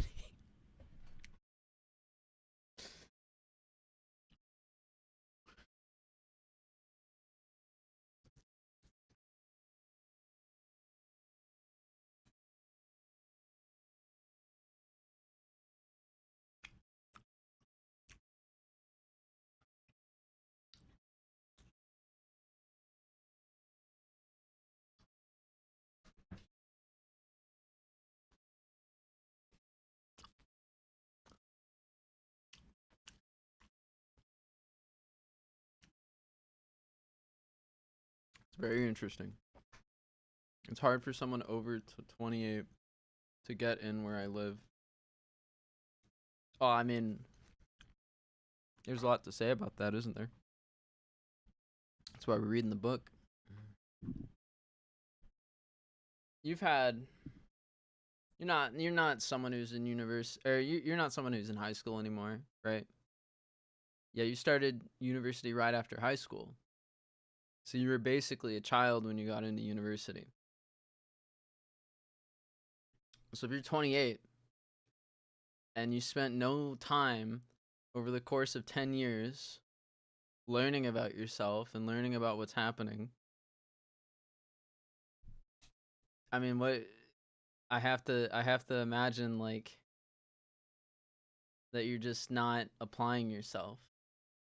And if I'm like some nose up, kind of like looking down at you kind of guy who's like doing admissions at a university, and I see someone who's like that old and they're still talking about life like it was 10 years ago, I have to wonder if this person is going to do well in a classroom, or if I can find that person who like has all the potential to, like, change things or keep things going.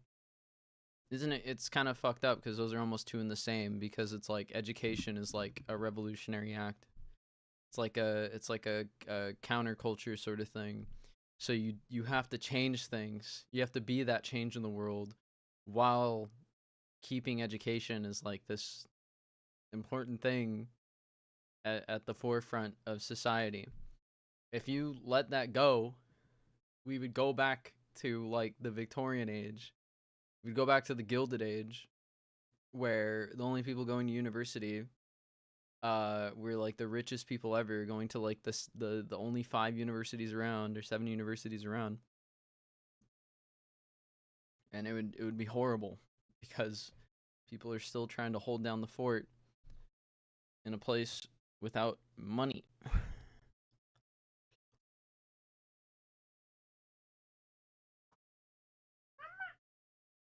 I mean, I'm talking in the scale of things. I'm gonna study computer science. I'm gonna study it like I give a fuck. But right now we're doing this.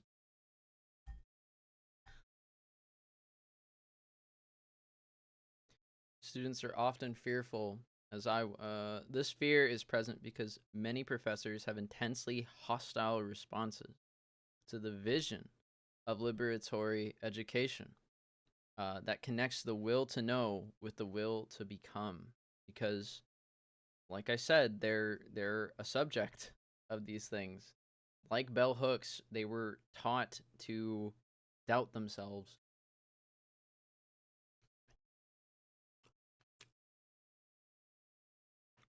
But they observe this hierarchy and believe in these people above these people.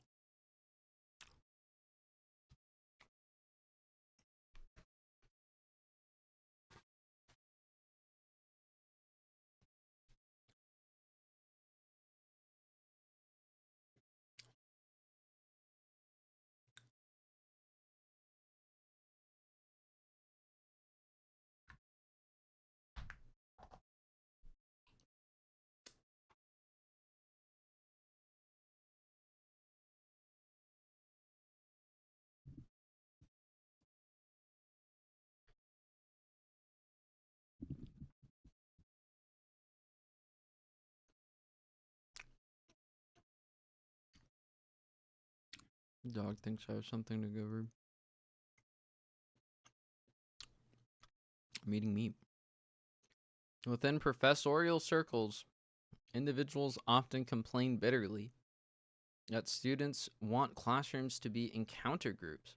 Encounter groups? What what is an encounter group? Am I crazy?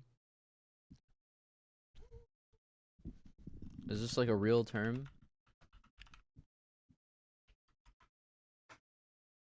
A typically unstructured psychotherapy group in which the participants seek to increase their sensitivity, responsiveness, and emotional expressiveness, as by freely verbalizing and responding to emotions.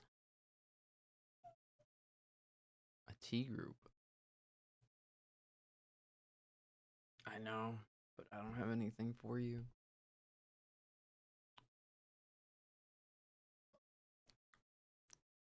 Well, why wouldn't people want to like learn to learn?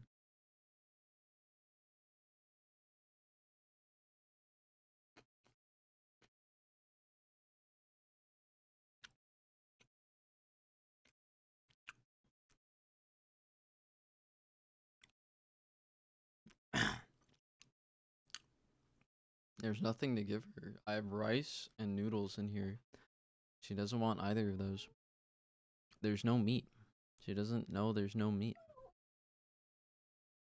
While it is utterly unreasonable for students to expect classrooms to be therapy sessions, it is appropriate for them to hope that the knowledge received in these settings will enrich and enhance them. Currently, the students I encounter seem far more uncertain about the project of self-actualization than my peers and I were 20 years ago. They feel that there are no clear ethical guidelines shaping actions.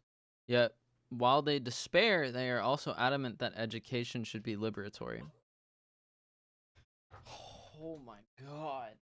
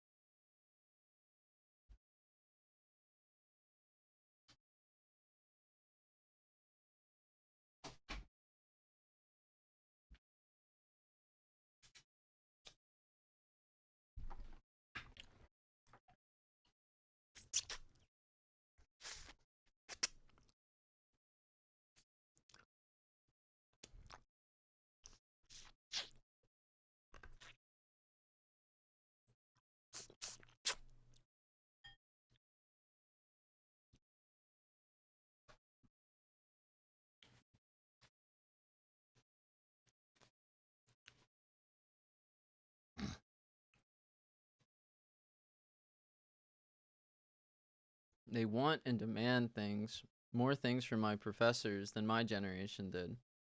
Uh, there are times when I walk into classrooms overflowing with thinkers who feel terribly wounded in their psyches. Many of them see therapists. Um, Yet I do not think that they want therapy from me. They do want an education that is healing to the uninformed, unknowing spirit. They do want knowledge that is meaningful.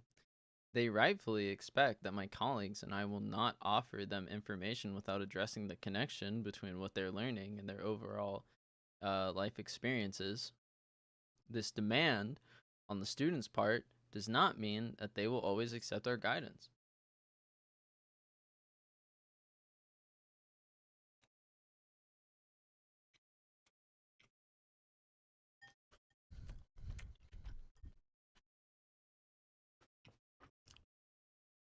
This is one of the joys of education as the practice of freedom, where it allows students to assume responsibility for their choices. Writing about our teacher student relationships in a piece for Village Choice, How to Run the Yard, Offline and Into the Margins at Yale, one of my students, Gary Dalphin, shares the joys of working with me, as well as the tensions that resurfaced between us as he began to devote his time to pledging a fraternity rather than cultivating his writing.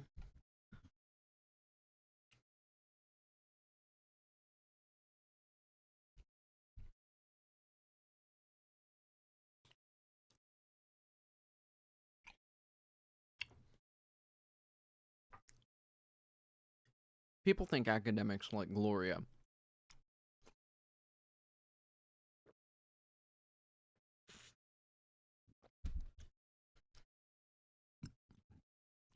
People think academics like Gloria, my given name, are all about difference. But what I learned from her was mostly about sameness, about what I had in common as a black man to people of color, to women and gays and lesbians and the poor and anyone else who wanted in. I did some of this learning by reading, but most of it came from hanging out on the fringes of her life.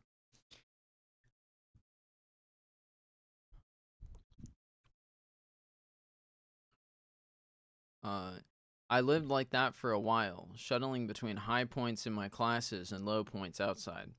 Gloria was a safe haven. Pledging a fraternity is about as far away as you can get from her classroom, from the yellow kitchen where she used to share her lunch with students in need of some forms of sustenance. Don't talk to reporters. It's not worth it.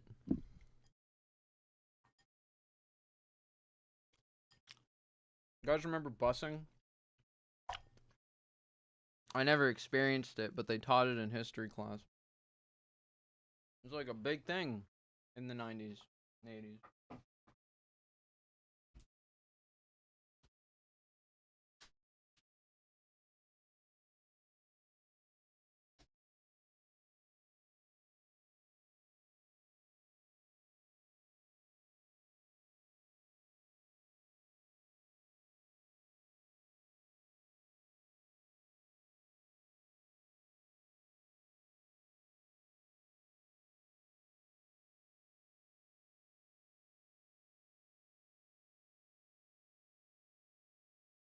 So really, he's talking like a star, not like, an educator.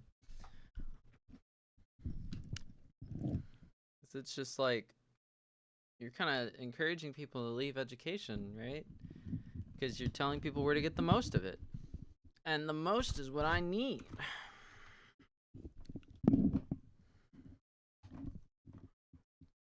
Oh.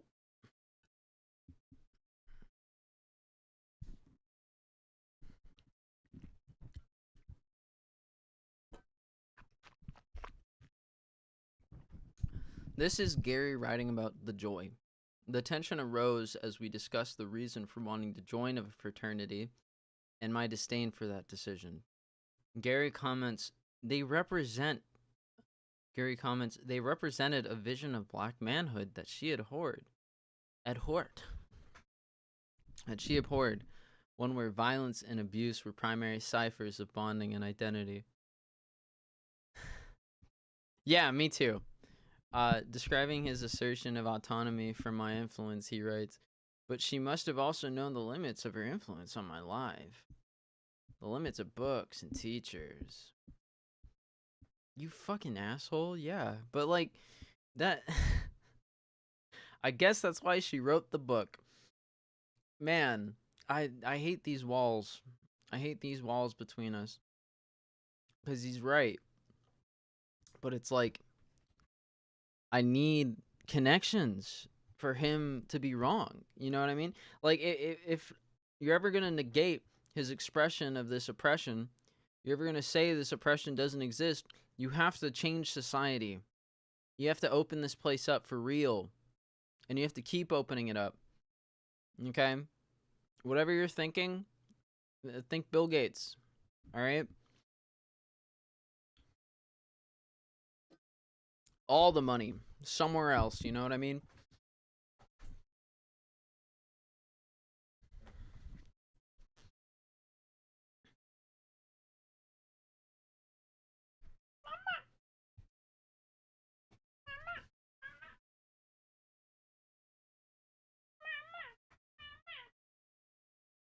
She hates it when I do that.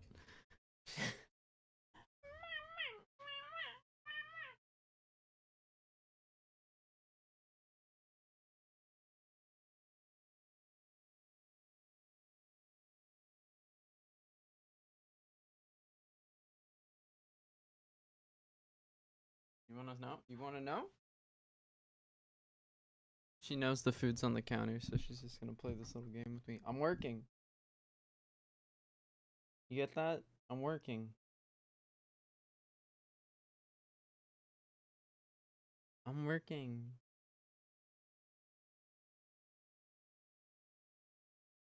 Alright, she chilled out. Ultimately, Gary felt that the decision he made to join a fraternity was not constructive, that I had taught him openness, where the fraternity had encouraged one-dimensional allegiance. Our interchange, both during and after his experience, was an example of engaged pedagogy. Through critical thinking, a process he learned by reading theory and actively analyzing texts, Gary experienced education as the practice of freedom. His final comments about me: Gloria had only mentioned the entire episode once after it was over, and this to tell me simply that there are many kinds of choices, many kinds of logic. I can make those events mean whatever I wanted, as long as I was honest. I have quoted his writing at length because it is a testimony affirming engaged pedagogy. It means that my voice is not the only account of what happens in the classroom. Engaged pedagogy necessarily values human expression. In her essay, Interrupting the Calls for Student Voice in Liberatory Education, a Feminist Post-Structuralist Perspective, Mimi Orner employs a Foucauldian framework to suggest that regulatory and punitive means and uses of the confession bring to mind curricular and pedagogical practices which call for students to publicly reveal, even confess, information about their lives and cultures in the presence of authority figures such as teachers. When education is the practice of freedom, students are not the only ones who are asked to share, to confess. Engaged pedagogy does not seek simply to empower students. Any classroom that employs a holistic model of learning will also be a place where teachers grow and are empowered by the process. That empowerment cannot happen if we refuse to be vulnerable while encouraging students to take risks. There's that word. Risk is a money word, okay? Look at me. Risk is a money word. It's your time, it's your value. That is your labor. That is what you bring to the table, okay? And that is what you will bring to other people's lives, all right?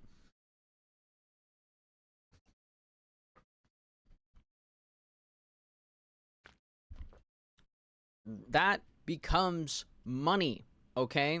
Those are money terms. See this house over my head? What the fuck is she barking?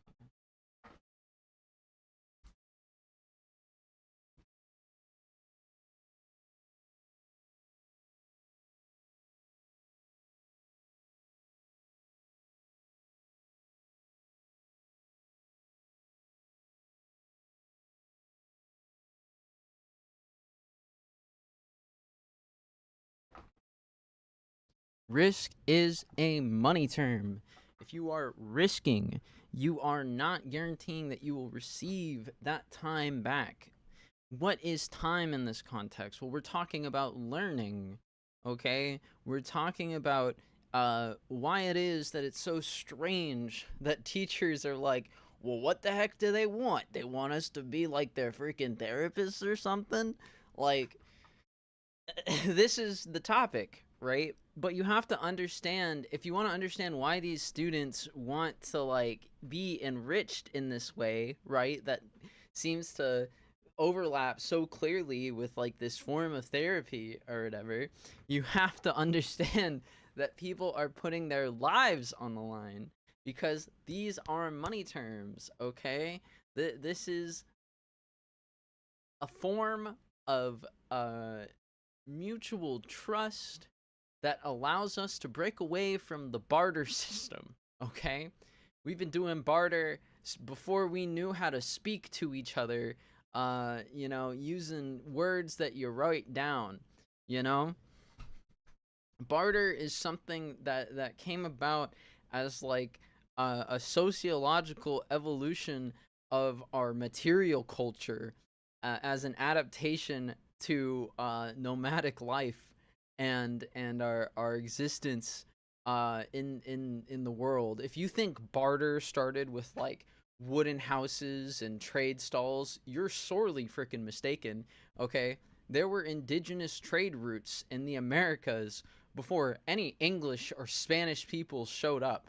All right, they crossed that Bering Strait. The way they were fucking doing it was they were moving things around to each other. They were trading before they spoke like that, you know? All right. So you move away from barter, and now we have to think about what we're doing. Okay? You still have to think about it as this thing that is intrinsic to life. All right? So there is this negativity and this sort of high risk nature to being in a classroom. Why do you think I have my low points, man? Like if some teacher doesn't recognize what's happening in the world right now, like I'm this close to it. I'm this freaking close to it. And ooh, believe me, people know.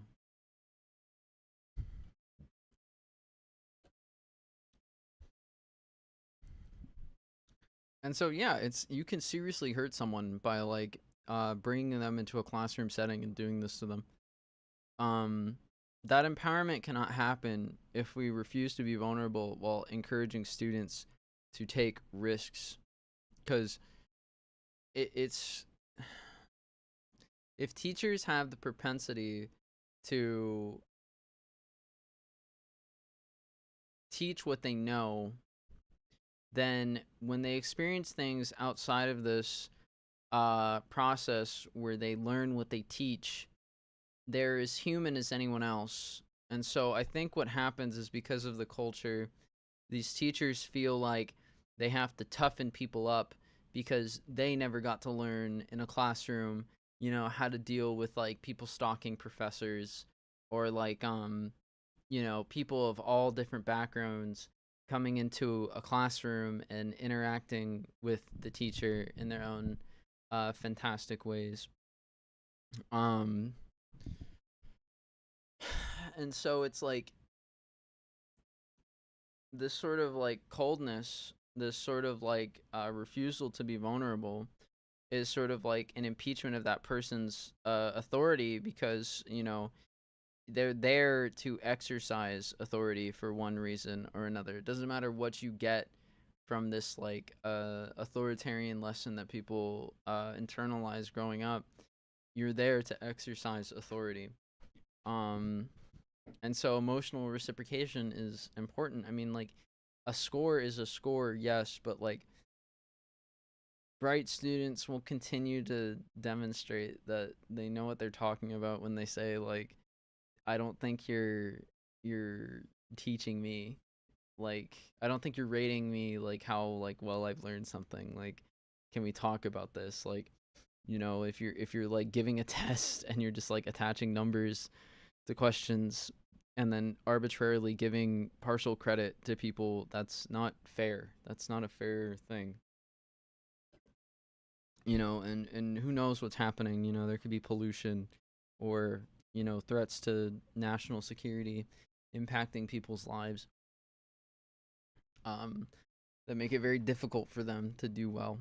And so it's like these things are very hard to talk about because you might say something and then this image of like a crazy person who knows a lot about what the government does comes to people's minds, and they're very quick to dismiss these things or even you know, label that person as like dangerous. And so it's like it's kind of ridiculous to like ask students to like take this risk and then go on to be like they're asking too much of me when you're someone who like knows they have privilege and knows they grew up with privilege. But there's that word knowing. I guess you have to be taught. So let's continue. Professors who expect students to share confessional narratives but who are themselves unwilling to share are exercising power in a manner that could be coercive. In my classrooms, I do not expect students to take any risks that I would not take, to share in any way that I would not share. When professors bring narratives of their experiences into classroom discussions, it eliminates the possibility that we can function as all-knowing silent interrogators. Uh, it is often productive if professors take the first risk, linking confessional narratives to academic discussions, so as to show how experience can illuminate and enhance our understanding of academic material. But most professors learn to look smarter than they are. But most professors must practice being vulnerable in the classroom, being wholly present in mind, body, and spirit. Progressive professors working to transform the curriculum so that it does not reflect biases or reinforce systems of domination are often the individuals willing to take risks that engaged pedagogy requires, and to make their teaching practices a site of resistance. In her essay on race and voice, challenges for liberation education in the 1990s, Chandra Mohanty writes that resistance lies in self-conscious sorry, I'm like cramping. Resistance lies in self-conscious engagement with dominant normative discourses and representations, and in the active creation of oppositional analytical cultural spaces. Sorry, one sec. I'm just, my eyes sucks. Come on. I know my shit's there. Resistance lies in self-conscious engagement with dominant normative discourses and representations. Dominant normative discourses and representations. And in the action creation, oh my god, in the active creation lies in the self-conscious and active creation, lies in the self-conscious engagement and active creation. Resistance lies in the self-conscious engagement with dominant normative discourses and representations, and in the active creation of oppositional analytical and cultural spaces. Okay. Resistance that is random and isolated is clearly not as effective as that which is mobilized through systemic politicized practices of teaching and learning. Right. Uncovering and reclaiming subjugated knowledge is one way to lay claims to alternative histories. But these knowledges need to be understood and defined pedagogically as questions of strategy and practice, as well as of scholarship, in order to transform educational institutions radically. Professors who embrace the challenge of self-actualization will be better able to create pedagogical practices that engage students, providing them with ways of knowing that enhance their capacity to live fully and deeply. Yep, I see it. But these knowledges need to be understood and defined pedagogically as questions of strategy and practice, as well as of scholarship, in order to transform educational institutions radically. Because once you disrupt the social categories, one way of putting it is like, once you disrupt the social categories, important psychological work needs to be done for these students. And in this risky moment, in this high risk moment in their lives, they are amidst drugs, alcohol, fraternities, what's the other one? Sobrieties. What are they called? Fraternities, sophomores. What are they called? It's the girl one. Sororities. They're the same thing. Fraternities, sororities, drugs, loans, credit cards, drinking, a whole lot of drinking, sex, relationships, guns, nuclear arms deals, etc. Because people are in a world that materially represents this, that represents the ongoings of like everyone outside of this place of learning, engaging with these systems, and in turn learning from these systems outside of these places. It's not enough to just demolish or wholly expand the social categories, because you have to, if you want things to be different the next day, you have to teach people how to like be rich, how to like how to be self-starters, how to be creative people that understand their limits, because there's so much out there telling people that like imagination's like this limitless thing, intrinsically connected to creativity, which is intrinsically connected to the mind, which is intrinsically connected to the body. And it's not enough to say these things are intrinsically connected, because people will assume that they become one and the same, and they kind of occupy this amorphous space within people's thinking. So in a pinch, if someone is thrown out of whack by some shadow person or whatever, they're not gonna be uh especially apt at identifying where in their thinking or where in their process or their patterns they can uh reaffirm reality, or like make a small change to understand that what they're doing is real. Because obviously the answer is yes, we live in reality, but there are so many psychic attacks on people that convince them that they're not in reality, that these professors experience, um that aren't worth sharing.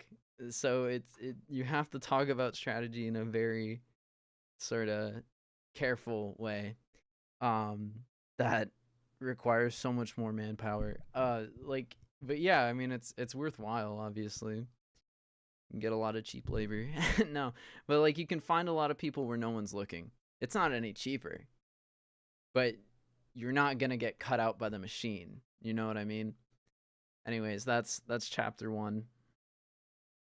um how long has this been? 2 hours 23 minutes. I'm gonna do some things. I think I'm gonna take a walk, maybe purchase a beverage, and then I'll start up another stream in like maybe like an hour. And we'll jump into chapter 2. But yeah, I like this book so far. There's a lot to say about it. And she's bringing my life to life. She's bringing words to my life, which I always appreciate. Anytime I can explain uh in that sort of categorical way what's happening to me, the more angles I can get at it from, that grows your sympathy. But to even be able to reach in, that's knowing yourself, and that's so important. That's more than important.